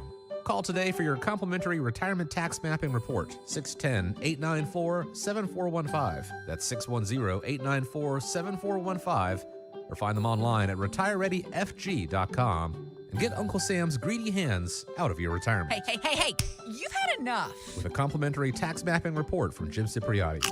Investment advisory services offered through Retire Ready Wealth Management, a registered investment advisor. Insurance and annuities offered through James V. Cipriotti, Retire Ready Financial Group, LLC. NPN number 2083768.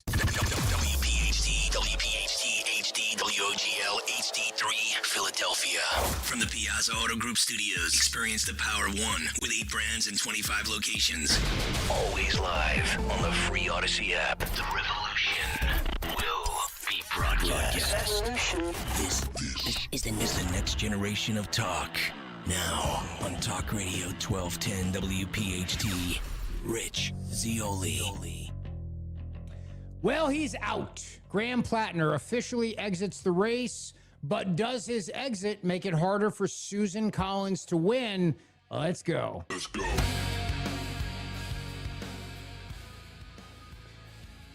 Not surprised. I don't think you're surprised. I don't think anybody's surprised that Plattner's out. It's just a matter of when. It was always a matter of when. I didn't think he would do it yesterday night. Figured he would kind of hold him over the cliff a little bit longer. But nevertheless, he is out. The question right now is who will be his successor. Is it going to be that socialist former state senator who's got the backing of Bernie Sanders, or has the socialist wing completely evaporated their support? Is it over? They have no political clout left in Maine politics whatsoever. Will it be Janet Mills? Will she get in the race, the former governor? Will the mainstream Democrats take over, be the adults in the room, the proverbial adults in the room? All that remains to be seen. The one thing I think that's very obvious, though, is that Democrats have massive egg on their face.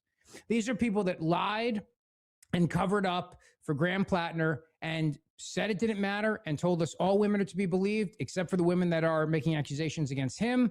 They own this, and they're going to try to make you